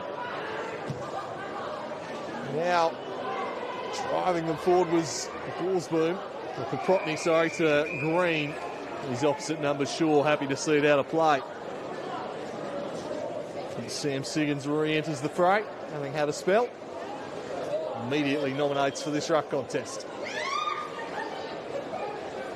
Phillips to full forward. Siggins. Quite finds Shaw. Alomes wrapping him up. Rackets. Just released the handball. Hands low. Gapin. Now here's a chance for Rory Waltz. He's got it. And he can go back and take his shot from 40 out directly in front. Well, finally got one out in front. We've been singing out for it all night, and of course the conditions don't allow for clean footy, but beautiful kick there. Great link up from Clarence across the half-forward line. Jack presenting beautifully, of course. Another shot on goal.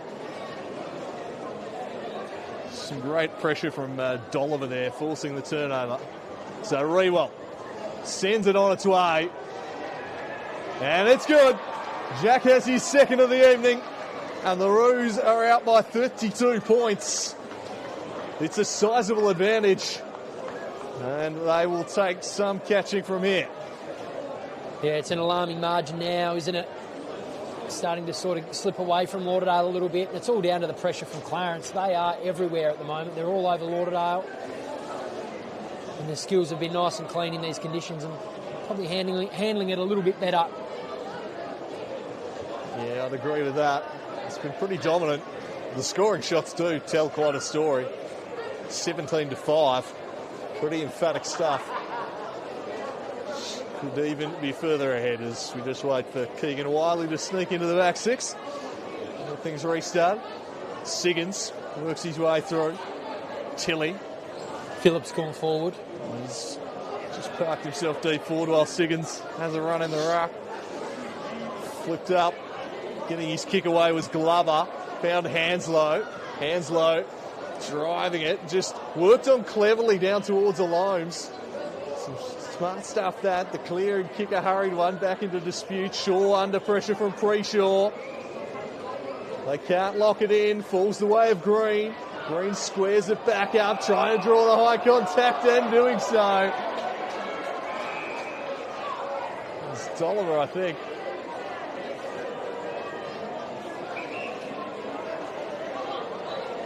And Tilly infringing. And Dolliver can go back. If he makes this 38 points, that could well be curtains. Yeah, a bit of push and shove from Lauderdale, but they've got to sort it out. That one there probably lowered the knees slightly there, but smart in these conditions. You've got to play to your advantages. So Dolliver sends it on its way from 45. It's out to the right and throw for a minor score. The Bombers need to get something going here in quarter number 3. 33 points in arrears and just have not looked particularly likely this term. It's 18 shots to 5 as well, Andrew. We can't forget that. So McGuinness loads them out of defence. They'll go right down the corridor looking for Phillips. It's nicely done by Cleary though. Wiley, he spreads it wide in acres of space as Jake Cox has time to assess his options. And there's one standout option, and it's Jackery Waltz, and he hits him. A wonderful kick from Cox. They just cleared out the space, and Rewalt led up beautifully. Hit him on the chest. We were asking for the service in the first half. It has come in quarter number 3. And ever since I said Coxie's skills were elite early in the quarter, he's let me down a couple of times tonight in the conditions, but that was lace out, and good body work from Jack. Chest mark, but created enough separation from the hands of his opponent to take the mark. 2 in a couple of minutes here. For his third of the night, it's Rewalt. He pulls it near side. Now let off there.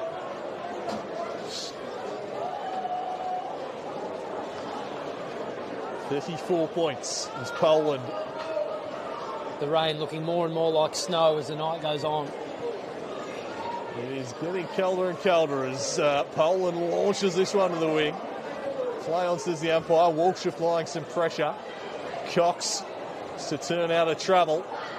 Composed stuff and chips inside for Cleary. Now Bealey. Ball's boom.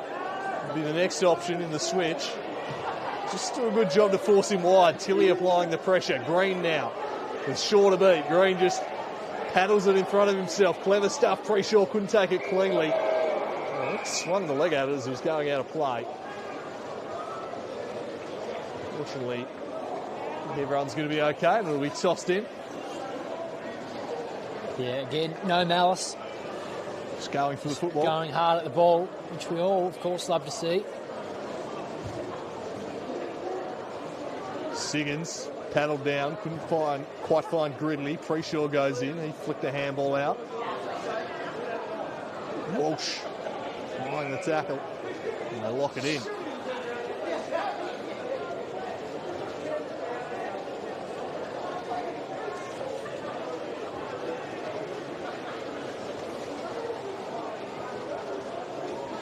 Siggins works his way to the front. Ball spills out in the tackle. Walsh to the cross. Umpire pays the advantage as McGuinness drives them along to Jordan Lane through his hands. No one behind this contest as it's gathered. They can get it out the back, they're on here. Hooker's peeling out behind, but Cleary does well just to hold things up for the Roos. Fights for a draw, and that's a good result for the home side. Campbell Hooker had just peeled out behind the contest. They couldn't get it out. Yeah, they've tended to do that, Lauderdale, when the ball's down in defence, just pushing up and back their speed in. So Riley Hooker this time sends it in the Jordan Lane direction. Traps it, turning. Jordan Lane, can he finish? He can. He is class, Jordan Lane. He gets his second of the night. They've both been wonderful solo goals. Some strength there. And a badly needed goal there for the Bombers. Badly needed. That was wonderful, wasn't it? It was a great kick out to advantage as well.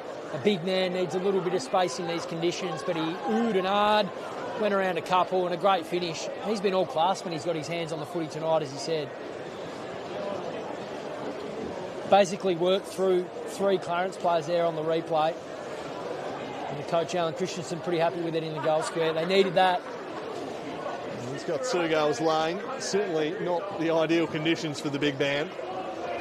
But showed some good balance there. So can they use that to build something here? Siggins gets first use, works it up towards Blackburn. Took it cleanly, but was immediately gathered by 2. Fisher locking in on him. Holmes slaps it down. Paprotny. Tilly did well to spoil. Paprotny wrapping him up and just getting above the shoulder. Free kick going the way of Tilly. He pumps it in deep. He'll look for Jordan Lane again. Oh, dropped it in the end. Got two hands to it. Oh, Holmes, a bit of a fumble. He's climbed on top of it. He could be in some trouble here, Holmes. Umpire circling. Says I'll ball it up.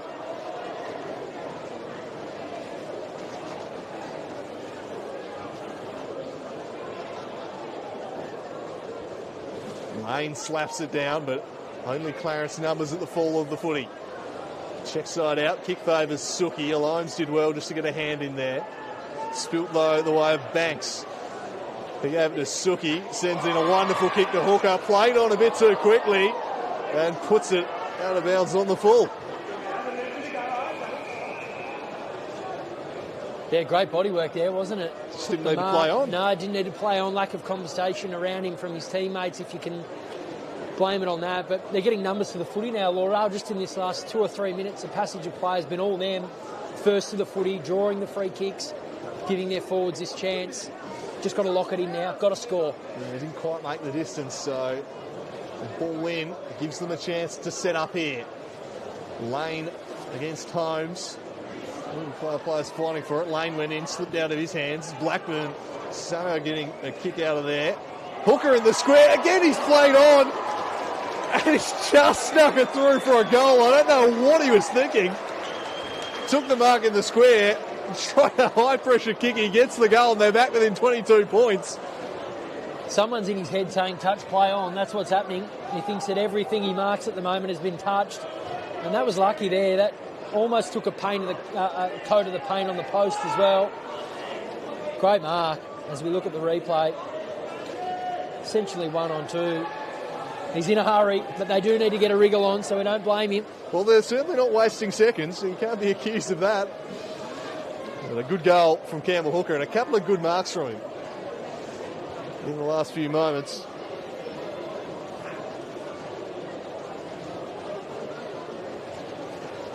So back to the middle.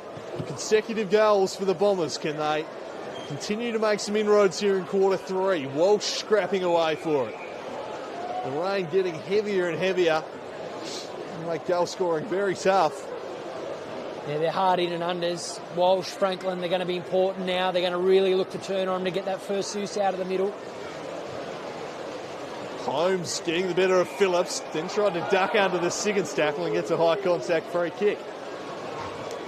Holmes thought about the give. Pouring with rain. In the end, just dumps it inside the forward line. Spoil came from Shaw.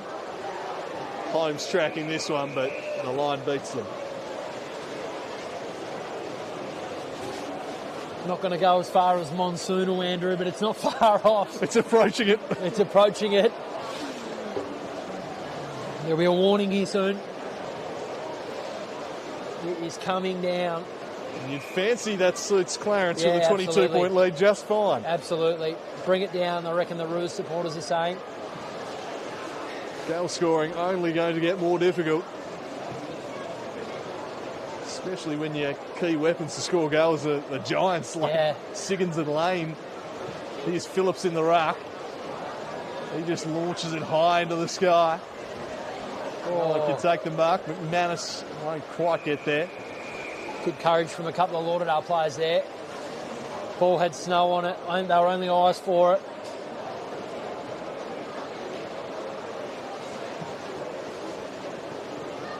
So late in quarter number three in the driving rain, it's the Roos by 22 points. Just volleyed out of the ruck by Holmes down towards his namesake Holmes.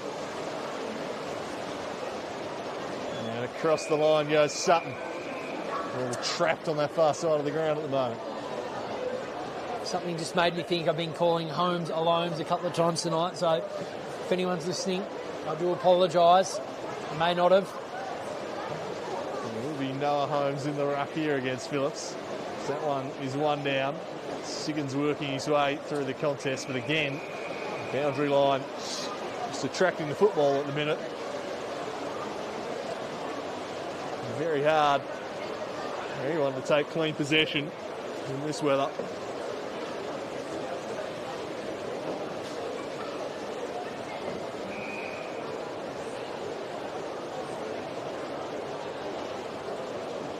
So the recall.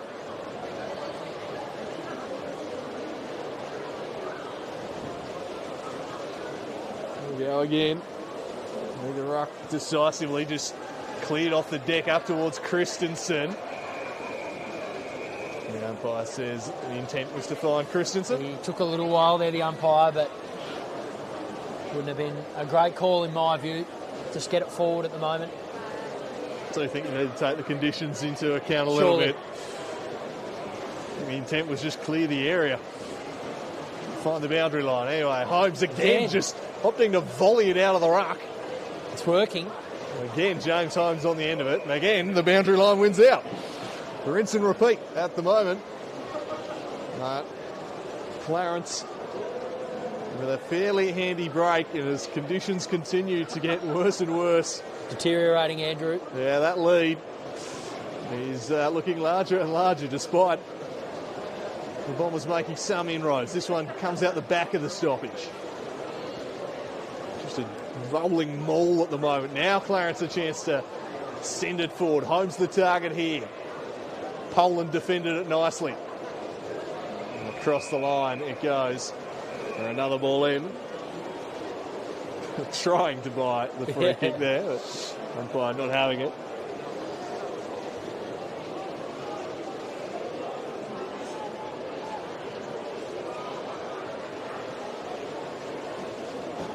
Phillips takes it in the breadbasket. He's immediately wrapped up by Preshaw.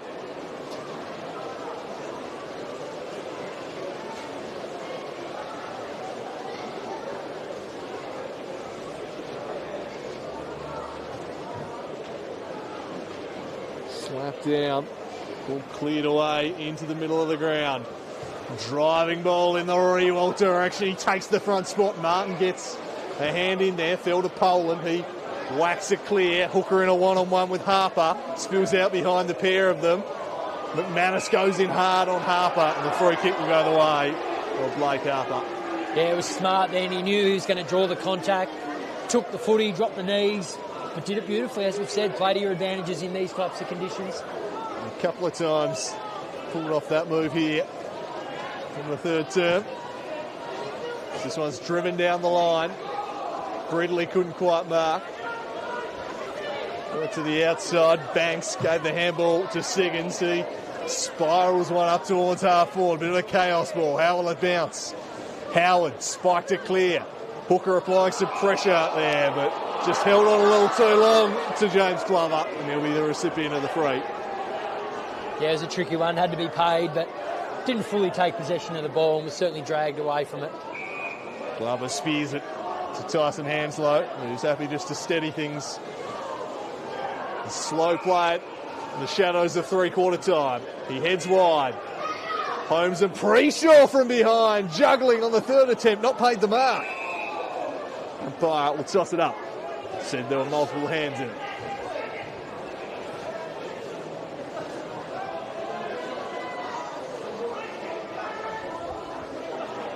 Phillips slapped it down. Franklin high up and under. Tilly did well to judge the mark. Shaw of the mid variety or other. He sends it high. Christensen behind. Outwork there by Bealey. Turning away with it, Ollie Preshaw. And was composed, and he found Gapin. He's been super tonight, Preshaw. All over the ground. Yeah, he's smart with the footy, isn't he? Takes as much time as he needs. Holmes flies. Poland hammers it away from behind. Tilly flicked it over the top for Shaw. Shaw bends the kick inside 50. Spills out in the Christensen direction. Works his way through. Siggins gathers. Gapin has a hold of him. Perhaps a late chance here for the Bombers as we tick past 30 minutes. There can't be long left here in the third term. They've kicked the last two, Lauderdale. The quarter has belonged to the Roos. Gridley battling away with Harper.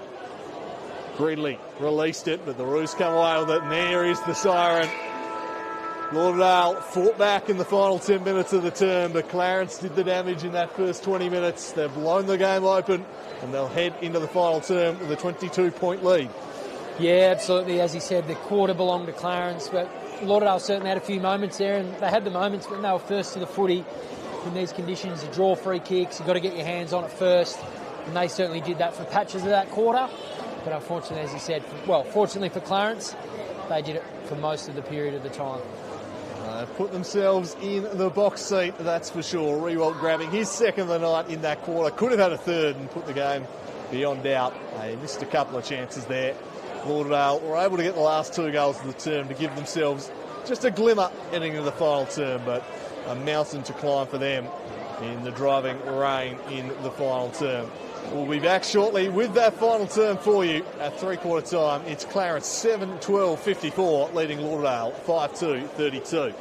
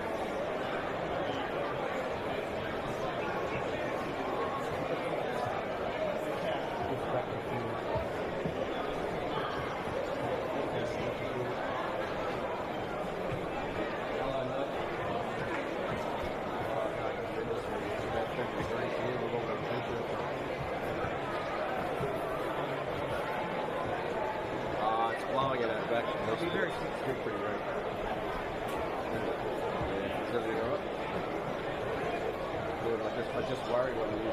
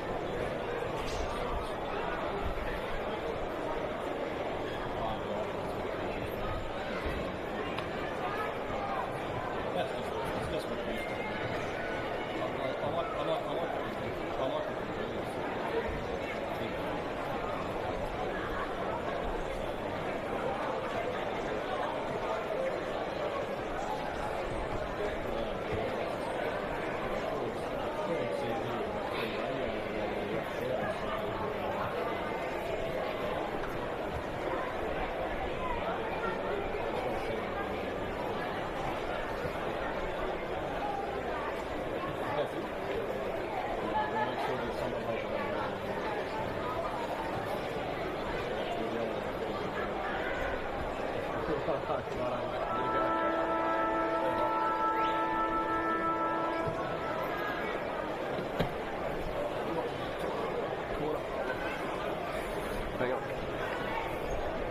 on, you ready? So we're back for the final term here at Blundstone Arena. 22 points the margin. The Roos have set this one up. They've now just got to finish the job for the Bombers. But they might as well throw caution to the wind, see if they can sneak something out. We will have a bit of a delay to the quarter here because there are still some kids having kicked kick at full forward at the moment, Mitch McPherson. Which is good to see, isn't it? How good was that, three-quarter time, to see the ground full of young'uns and their dads and their mums and kicking the footy, and we love to see it. But look, the rain stopped. Lauderdale get the first one, turns into two pretty quick, and all of a sudden it's game on. So first 5 minutes is going to be pretty important for both sides, but obviously more so Lauderdale being 4 goals behind. But fascinating 5 to 7 or 8 minutes to kick us off. Yeah, agreed. If Clarence get the first one, you could see it just kind of petering out. But the Bombers get that first one. It is game on as Phillips comes over the top of Holmes, kicked it into his own man, Franklin. Siggins. He sends it up towards Glover through his hands. Down the corner, balls boom. Free kick for a hold. So, an opportunity for Alomes to send them inside the forward 50 here. Bombers defenders peeling back. Alomes to the pocket. Rewalt leading out. Green was there. Shaw watching him closely. And it's out off hands for a ball in. As you mentioned, the rain has stopped, so that's certainly good news for Bombers. Still pretty slippery, but the driving rain of quarter number 3 has been replaced, which will give them some heart here. They've got little room for error. There's a ball over both rucks' heads, cleared out of there by McGuinness. Ball just set up nicely in the end, though, for Harper, and he drives them inside the forward 50. Difficult one for Holmes, and out off the hands of Poland.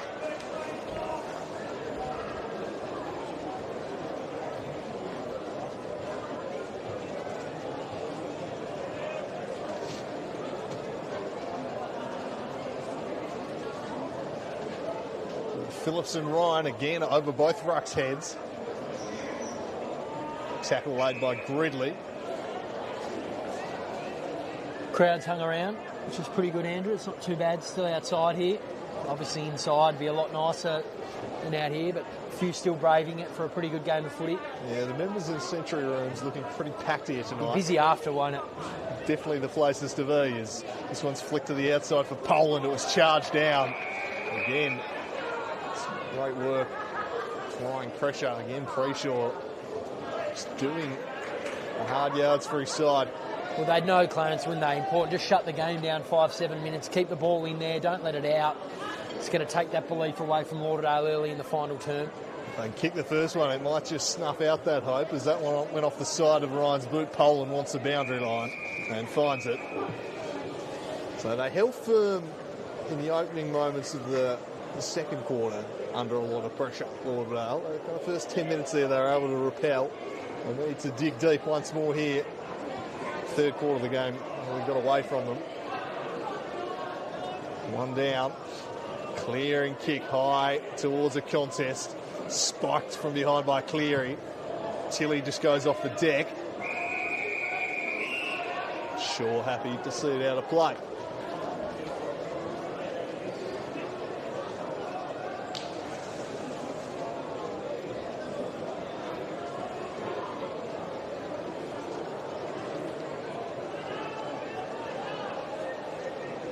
Phillips works his way to the front, spiked up in the air. Paprotny fisted away from him.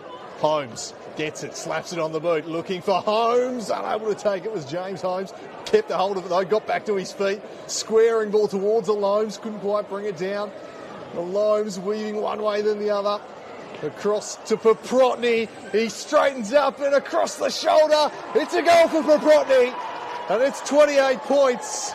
Clarence get the all-important first goal of the last term, and that will put a serious dent into any belief the Bombers had. Yeah, well, if you keep it in there long enough, the dam wall will break. There's a bit going on in the middle here. Holmes and Christensen have been at each other for a little while throughout the game. There's been a bit of higgledy-piggledy. It's taking off here a little bit. We've got a free kick for Lauderdale, I think.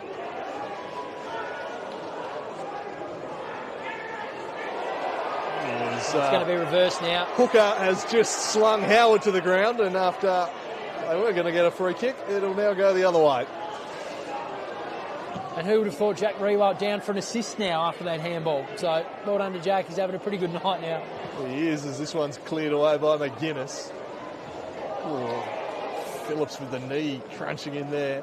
Ball spills out behind. Blackburn gathering the football. Good handball to Walsh. Walsh to Christensen. Lane. How good is he this? Great balance from Lane. And the finish is lacking. He did the hard work, Jordan Lane. Couldn't finish the job. Get his third of the evening. Geez, the way he turns looks good, doesn't it? He takes off with such power and getting around anyone in those with those circumstances, the way he moves. Yeah, there's been times tonight where he's looked like he's playing on a perfectly dry field, where his defenders look like he's playing on an ice rink. His ability to just keep his feet and turn at speed has been highly impressive. But just hasn't had enough supply tonight, Lane, as Preshaw drifts in, takes another one. He's got Paprotny on. That's where he heads. He sends it inside forward 50 towards Green. Couldn't quite take the mark. Rewalt working up at the football. Fell behind to Shaw. Had a fumble. Green crunched him. Handball to Siggins. And he clears the area up towards Stixie Blackburn. Just fell out the back though. Wiley. Some support arrives and the handball in towards Holmes. Gives it back to Wiley. Wiley to Howard. Umpire's whistle's gone. It's an advantage call though as it's driven inside forward 50. And back there taking the relieving mark was Finn Rackett. Rackett's kick to Sutton. Set up all right, and they've got the Spearman over the top. They need to turn and go. They do so via Shaw. He has Phillips on over the top. Good kick towards Phillips. Phillips just gets it away in time, but Holmes impacted it with his pressure from behind, and they force the turnover.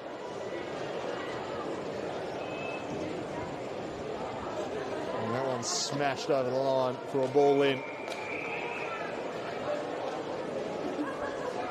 You just feel they need to take every opportunity for any chance here, the Bombers. A couple of good looks going forward in the past couple of minutes, haven't been able to find it. Yeah, 13 goals kicked in the game. You need 5 in a quarter of footy, so you've got to give some belief and get 1 or 2 very, very soon. Certainly a tall order as Phillips wins this one down. Preshaw through the contest. Just getting the kick away, but he turns it over to Phillips. Hooker presenting. That's ignored. Instead goes for Lane. Thought he might have got the arms chopped, nothing doing. Fisher lays a great tackle. That's a goal saver. And they're able to clear defensive 50 as Ryan releases, and I think he might have injured himself in the process. Ryan hit the deck after he kicked. He's grabbing the leg. He hasn't got back up off the deck. A fight was breaking out behind him. Meanwhile, the ball's in dispute at midfield. It's all happening. Shaw over the top to Hooker. Hooker sends them inside the forward 54. Hooker of the Campbell variety. He couldn't win it. Fisher with a handball to Howard. He clears the area up towards Holmes. Was clean. Poland applying pressure. Somehow manufactures a kick on the left, and he found Jack Preshaw. He swung on into the middle for Ryan. He's recovered, which is good to see. Now drives it long. Rewalt from behind. Just slapped it down. Gave Green a play on it, but Shaw takes it away from him. His kick, well, wasn't the intended target. Phillips deflected off him to Shaw. He flicked it over the top to Walsh. Walsh has sampled to no one in particular. Invited in Jared Harper. Then lays the tackle. Spills out for Ned Shaw. He's able to pause and head in the Blackburn direction through the hands of Ryan. Holmes to Ryan. Low kick into the corridor. Harper with strength, but well done McGuinness. Impacted the kick. Hacked forward inside the 50. Bit of a mishandle. Lets in Christensen. Took one on, took 2 on, and then got caught holding the footy. Hasn't been his day, Christensen, has it? And he's had nil impacts, Christo. You know what he's capable of, but just hasn't been able to influence things this evening. Ryan's recovered well. We were real worried about him then, the knee in particular. It looked like he was in all sorts of trouble, but he's bounced back, which is good to see. One thing we don't need tonight's an injury. So he launches this one down the line, straight to Poland. From Racket, rather, found Hooker. Hooker has to go quickly. He does. That's a very nicely weighted ball for Sutton. Now, can Sutton find a marking target inside the 450? He's got Siggins deep at full forward. That's a clever kick to McManus. Siggins deep in the square. One on two, though. He goes for Lane. Oh, split the difference between the two in the end and was intercepted. Howard dropping back. We'll get it here, a full back. Is it moving to Wiley? Did that stay in? Boundary umpire was perfectly positioned. Good call. Good call. We've got a good view of it here. Certainly some ball at the top of that line. Good call by the umpire. Oh, Candy. A little bit of Candy. And the launches it long. McGuinness read it best, though. Yeah, he did read it well. Gets in front of Gapen and intercepts. Plenty of targets inside forward 50. Just drops one off short for Blackburn. Clever kick. Disguised his intent. And Stixie Blackburn hasn't got a goal tonight on his return. That's a chance here. Yeah, and well, if you want to hurry and you hit the scoreboard quick, this is the worst bloke's hands to have it in because he generally takes forever to have a kick, but look at him pushing back fast. He's got the knee tape, been out all year. First senior game for the year, 6. He'll want to hit the scoreboard in a big game. So he's side down by 27 points, 10.5 gone in the final term. If there's any chance, he must kick this goal. On his return to TSL football, it's Michael Blackburn from 40. His considered approach leads to a lovely kick. He splits the middle and breathes a fraction of life into the Bombers. Yeah, you called it, Andrew. They definitely needed it. Good kick. They're pressing there again. A few minutes, Lauderdale. Have they taken too long with all that time pressing their forward line without hitting the scoreboard? 11 minutes into this final term, still 4 goals needed. But it's a good start, good little momentum build-up. Let's see what Clarence have got. Can they reply? Fancy one more goal would probably seal it for the Roos, or even 5 or 6 minutes without a score, perhaps. But if the Bombers can string 1 or 2 together quickly here, well, it just invites some doubts in. They do have some major weapons in that forward line who can kick goals in a hurry. And Phillips always capable out of the centre. But Clarence have had the answers all night long. Good value for their lead. Phillips won it down to Hooker. Dolliver wrapping him up. In other news, Andrew, Blues capitulating over there in Sydney. I had noticed it was a good start, but we've hit the wall, which I knew was coming. Oh, look, no need to talk AFL anyway, Mitch. Silly competition. No, we've got a big game here. There's pre-shot. Yeah, Cats fan. Works this one, that's silly. Yeah, no need to mention that, because this one's worked forward. Bealey and Christensen. Bealey's done a wonderful job down there tonight. Oh, that was poor. Coughed it straight to Tilly, who gets nailed in a tackle, holding the footy. That was fierce. Wow. Keegan Wiley. Well, sorry, Tom Cleary, in fact. Absolutely crushed him. Well, I'm not sure it was holding the ball. We've got 50 here as well for probably a little bit of abuse, but goodness me, I thought it was Captain Planet flying out of the 50 there. He just flew through the air and took him out. What a great tackle. I don't know if there was any prior opportunity. I think he was rewarded for the sheer aesthetics of the tackle. Yeah. Was Tom Cleary. It looked good. Let's pay a kick. He sends it in the Rewald direction. He drew a crowd of 3 defenders. That enabled one out behind to bob up, and Ollie Preshaw has another. It might have been Ballsboom, actually. Either way, another goal. Well, and that might put it beyond doubt, Mitch. Yeah, unfortunately for Lauderdale, they had a little bit of momentum then and a little bit of ill discipline there to give away the 50 after that superb tackle from Tom Cleary. Was Preshaw that kicked the goal there. Had confirmation. He's been good tonight, hasn't he? Bobbed and weaved there around a couple of players. Knows where they are. Yeah, it's been outstanding. And it's been end-to-end. He's got kind of defensive efforts where he has made an impact, and he's got forward, hit the scoreboard. And 27 points, that might just be that. A few Bombers fans headed for the exits. They certainly seem to think so. But this one is swung forwards. Composed on that occasion. Chipped over the top. Hooker looked to take the man on, worked it out the back. Found McManus. Spears it up towards Christensen. Nearly just takes front position from him. Walsh in support. Climbed on top of it. He's wrapped up by Harper. And ball up. Just outside the forward 50 arc.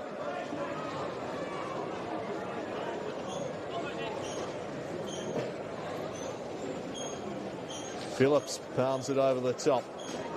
McManus. Tilly throws a fist out at Holmes. Holmes crashes the pack out the back for Green. It's one-on-one. Rewalt against Martin. Rewalt! Grasped it. And then Martin tackled him without the football. Umpire says play on. Spills out the back. Gapin. Will he go off the deck? He gathers. Well, he should have. He tried to gather and just lost a hold of it. I was ready to scream Ronaldo there. He had a big opportunity on the left. Decided to pick it up and spilled it. Well, Shaw was just waiting for him to gather it. The one where better serve going off the deck.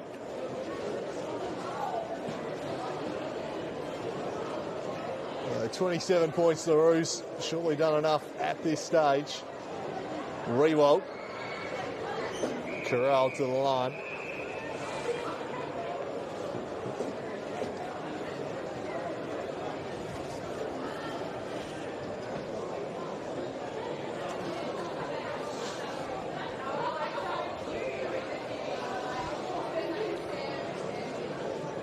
Loams rucking. Guinness worked off it. Jack Preshaw. Snap around the corner. There's a spectacular goal from Josh Green. How's he bent that one back? Wonderful finish. And the Roos will take the chocolates tonight. Absolutely. It's party time now. Still a good 10 minutes possibly to go in this game, and sort of getting out of hand a little bit for Lauderdale now. Josh Green, he's been pretty good tonight. Hasn't hit the scoreboard, but it's a low-scoring game, but his pressure acts have been good. Good reward there for some efforts throughout the evening. Yeah, delighted to have him back in the fold this year, Josh Green. And he shows why. The classy finish there.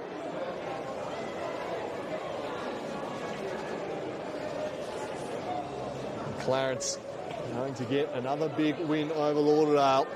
And despite some of the big name recruits, going to fall again in a battle. It's the finals rival. He'll be 3 games behind Clarence after this as Phillips won it down to Franklin. He sends them towards Christensen. Bealey again. Handball from McManus to Tilly. Tilly into the pocket. Hooker. Howard watching him tightly. Hooker slapped it back in. Oh, good tackle. Good tackle. Forced the errant kick and then surely taken high there was Riley Hooker. And he'll get the free kick. Good to see him back to his feet quickly. So Riley Hooker can go back and try and cut the margin. The result beyond doubt at this stage though.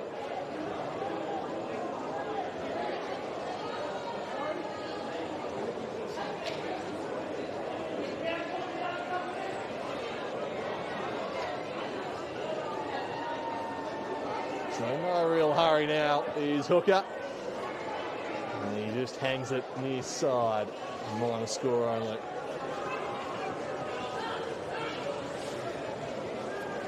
So 52 points the margin.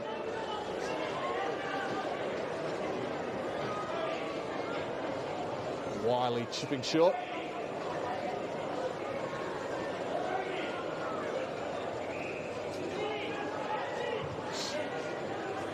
Long down the line, flying from behind.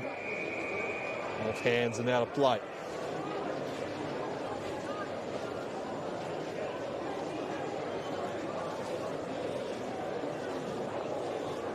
Well, it looked like the weather was probably going to play a part in the fact that Lauderdale weren't able to be getting themselves back in the game. It's actually cleared up for them, so it's a shame they couldn't find a way and work through this Clarence outfit, but just been a good, solid team effort from Clarence tonight. It's pretty sure found Cox and then the ball taken out of play. Yeah, Clarence have simply had all the answers tonight. Tom Lauderdale looks like they might be sparking something.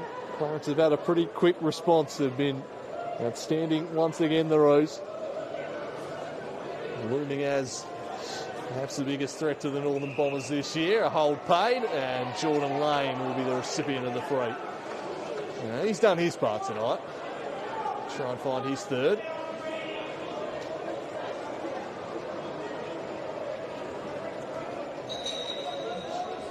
Yeah, he's been real good, hasn't he, for a big man in these conditions. He's looked good. Just been starved of opportunity a little bit, hasn't he? When he's got the ball, he's been effective. He's looked great. He's hit the scoreboard. It's just that lack of opportunity. But again, conditions don't suit someone of his size, Andrew. Certainly not. But this will be a third goal of the evening for Jordan Lane. He can strike truly. 30 out directly in front. Makes the goal umpire dance and misses. Margin 31 points. Bad goal kicking, of course. Really haunted the Bombers the first time around when these two sides met. Very wasteful in the first half. Ultimately cost them. Tonight, they've just been outworked and outgunned, really. Yeah. They're 2-0 to Clarence so far this season. Still one to come in July down at Skybus Oval, so they get another crack at each other in the home and away. Holmes just thumps that to Preshaw, and then he works it onto the spike of his own. Well, Green follows suit. He tried to take possession. Did well. Got the ball, got the kick over the top. Preshaw continuing to run. Can't quite track that one down in time. Still running hard, though. We're into red time now in the final turn. As Josh Green goes down off the ball, trying to buy a free kick. Umpire not interested.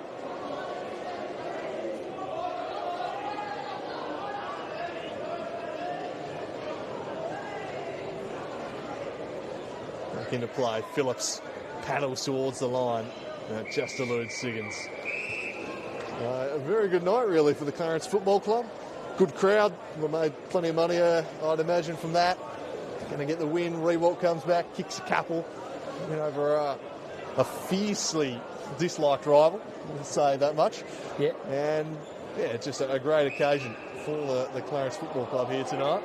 And well done to Jack Rewalt for coming back to play. I mean, the man would have been very much entitled to just say, no, I've played for 20-odd years now. Hang out the boots. I'm retired. I'm done. Comes out of retirement for this occasion and draws a pretty impressive crowd. This one's worked over the top to Siggins. Well done, Preshaw scrapping away, just trying to hold it in there. And then extracts the football as well. Jack Preshaw outstanding. And Ryan juggles the mark on the wing. Yeah, we asked that of Jack before the game. He almost could have been doing anything he wanted tonight with his commentary and all the opportunities that he has, but he said he's always been keen to come back, play for this club that he loves. And as you say, they make some good money. It was great up in the rooms before the game there, seeing faces that you haven't seen for a long time. It brought everyone back, all the old players, all the old stars, all the old trainers. Everyone was up in there coming to watch. So, if anything else, it brought the club together, which is really special. And a lot of belief for Clarence this year. They've started off the year pretty well and nice and competitive, and it's good for footy. Yeah, I think they've firmly established themselves as a number 2 seed here. The Northern Bombers, obviously the front runners, as one's whacked away by Shaw. Clarence undoubtedly be eager to have a crack at them down here at Blundstone. They certainly had their colours lowered when they met up at Utah's a few weeks back. It was a real statement victory from North Launceston, but Clarence certainly through the early goings of this year to appear their biggest threat for the flag. Bombers of the South, well, they've got some work to do. Talented list. Holmes juggles the mark in the end at ground level. Yeah, Lauderdale won't be pleased with tonight, but it's been a good fortnight for them. I mean, they took Kingborough down last week down at home.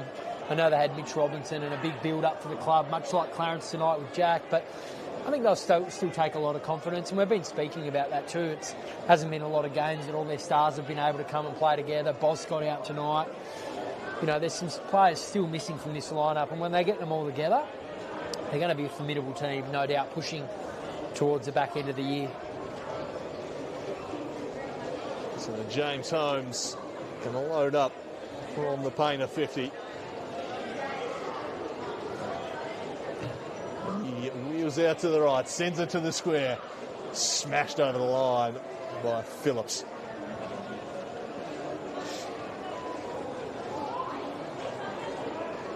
Poland carries it out on defence and sends it over the top, but there was nobody back there. Protney able to take the mark, and no one behind him. He's off the ball. Bryce Walsh has put down Keegan Wiley, and that'll be 50 metres. Been a bit of that from Lauderdale late, a bit disappointing. When you're 4 or 5 goals down and you've been doing a bit of that stuff behind the plate, it's a bit disappointing, but... So Blake Harper, the man marched. It's about 30 out, directly in front. Extend the lead to 38. He's just a bit frustrated. Walsh, he's a quality player, we know that. Just had one of those nights where it hasn't worked for him. He's a little bit frustrated. So Blake Harper, can he add his name to the goal scorers list? He can. And they will all come and get around the youngster. His first goal in the TSL. And the celebrations from the Clarence players. And it's going to be a big night for this football club, you'd fancy. 58 points now, the margin. It's pretty emphatic. Wouldn't want to be a bartender up in that Century room. I'll tell you what, you'll get your money's worth tonight if you're earning a coin up there. But, as we said, good for Clarence, good for footy. Plenty of momentum happening here at the moment, the last couple of weeks for our side, which is wonderful to see. Stadium, CEO, coach not far away, hopefully. So, it's good for Tassie footy. Yes, this is, of course, the final season of TSL football with VFL and AFL kind of set to take over that role in coming years. As everyone looking to finish with that final Premiership Cup. Here's Tilly. He's worked hard. Chips it across to Sutton. Sutton towards the half-forward line and hooker. Wasn't a good kick, though. Hands low. How good have the hands been in close? All night it's really stood out, hasn't it? The way they've flicked them off half back and charged out of there. It's been impressive stuff. Racket high up the wing. Hooker just ran underneath it in the end. Squaring ball looking for Paprotny, but Phillips just drifts across and extends the levers. Blackburn wants it in the forward line quickly. That's where he heads. Floats over his head, out the back. Christensen goes into Gallagher, just whacks it off the deck, Christensen. And trickles it out of play. Shrouder sums up his night. And a host of former AFL players on display this evening. And player coach of the Bombers.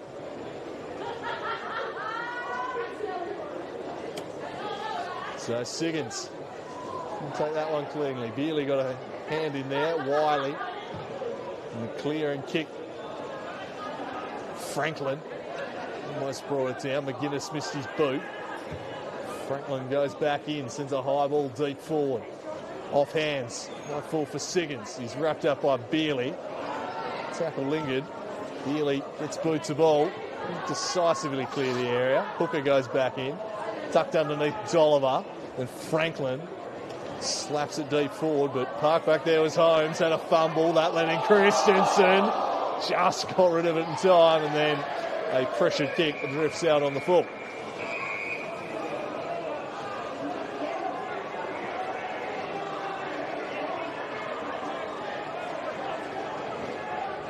So Ned Shaw from the pocket. Just squares it up. Made it a bit too easy to spoil it through, which the Clarence defence duly do.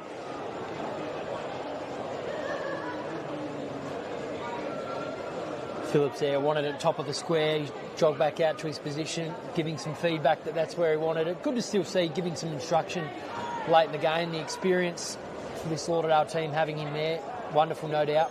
Yeah, great player to be able to learn from. Last chance for Jack. There's a rewind against Poland. Poland with a timely fist. Very hard to work out behind here. He'll still try and get on the end of it, but the numbers favour the Bombers. Martin. Pressure act. Oh, he's back involved. Then the snap high into the sky. Gapin applying some pressure. Oh, good tackle. Saves the goal. Now lock it in the square. So we've travelled 29 minutes, maybe one last chance for a bit of Riewoldt magic. That's what the people are here to see. That's what they've hung around for, you reckon? It's been a good contribution by him. There's been beyond doubt for a while now. This one is high. Blackburn and Paprotny. Bounced out the back for Fisher. Tried to duck under the tackle of Blackburn. He would have had moments, Jake, the last couple of days, waking up, rolling over, alarm goes off, checking the bomb app, thinking, what have I done?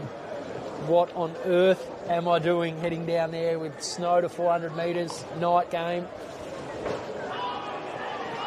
But they found a way. As Ryan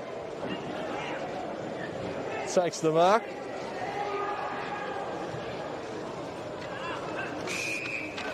Paprotny, they're clearing space for him. When Josh Green leads right into it. Holmes presents. There we go. They go towards Riewoldt. Oh, one head. And it is plucked. Casually as you like. Can we get a siren? It would be a fitting end as the rain starts to drive down once more, which is fitting in of itself. So Jack Riewoldt. We're right behind it here too. He's kicked two. He's drawn a couple of thousand people to the footy. Can he get a third and extend the lead to 43 points to put the cherry on top of the cake for Clarence? It's Riewoldt from 30. He's got it. And Clarence will be celebrating this one long into the night as the siren sounds. A fitting conclusion to a wonderful Friday night here at a rain-sodden Blundstone Arena. Jack Riewoldt kicks three, and Clarence get a big 4 points. Well, what a fitting end. First and last for the great man, Jackie Riewoldt, down here at Blundstone Arena. Great win from Clarence. Above all else, Jack's obviously been the focus. The crowd's been amazing. Friday night footy for TSL, but at the end of the day, a big win for Clarence. 43-point winners here. And they send a message to the competition, as you said earlier, assert themselves in as a second-tier team, if you like, behind North Lonnie in the competition. So a great night for Clarence all round. It certainly was. And a pleasure bringing this one to you from a cold and rainy Blundstone Arena. But the Clarence faithful won't mind so much. They came to see Jack Riewoldt and their team hopefully collecting 4 points, and they got just that. Quickly, before we get out of here, Mitch, I'll just get you to run through some of your best players before we sign off. Yeah, Ollie Preshaw for Clarence. Jake Cox was good early. Skills certainly weren't on where we needed them to be at times. Josh Green was busy. Harper had some big moments as well, I thought, hitting the scoreboard and putting his body over the ball. James Bealey, if I haven't mentioned him already, was big on Alan Christensen and did some wonderful things, some good tackles early in the game, of course. Lauderdale, Phillips, Ned Shaw, Siggins, Tyler Martin. I feel like players all over the ground contributed in small time, small patches. Ball gets caught in certain areas of the ground in these types of conditions. So, as I said, Lauderdale will be upset about it, but they'll build on that confidence from the last fortnight. Clarence heading into a bye next week, which they'll be pretty happy with that about. And that will be all we have here from Blundstone Arena. A big win for Jack Riewoldt, a big win for local football, having Jack Riewoldt back out there. Wonderful to see. Nearly 20 years since he left Clarence to go forge a wonderful career in the AFL with Richmond. Wonderful to have him back. It drew a crowd. It's been a great occasion. It's been a pleasure bringing this one to you. Andrew Cooling and Mitch McPherson from Blundstone Arena. Until next week in the TSL, it's bye for now.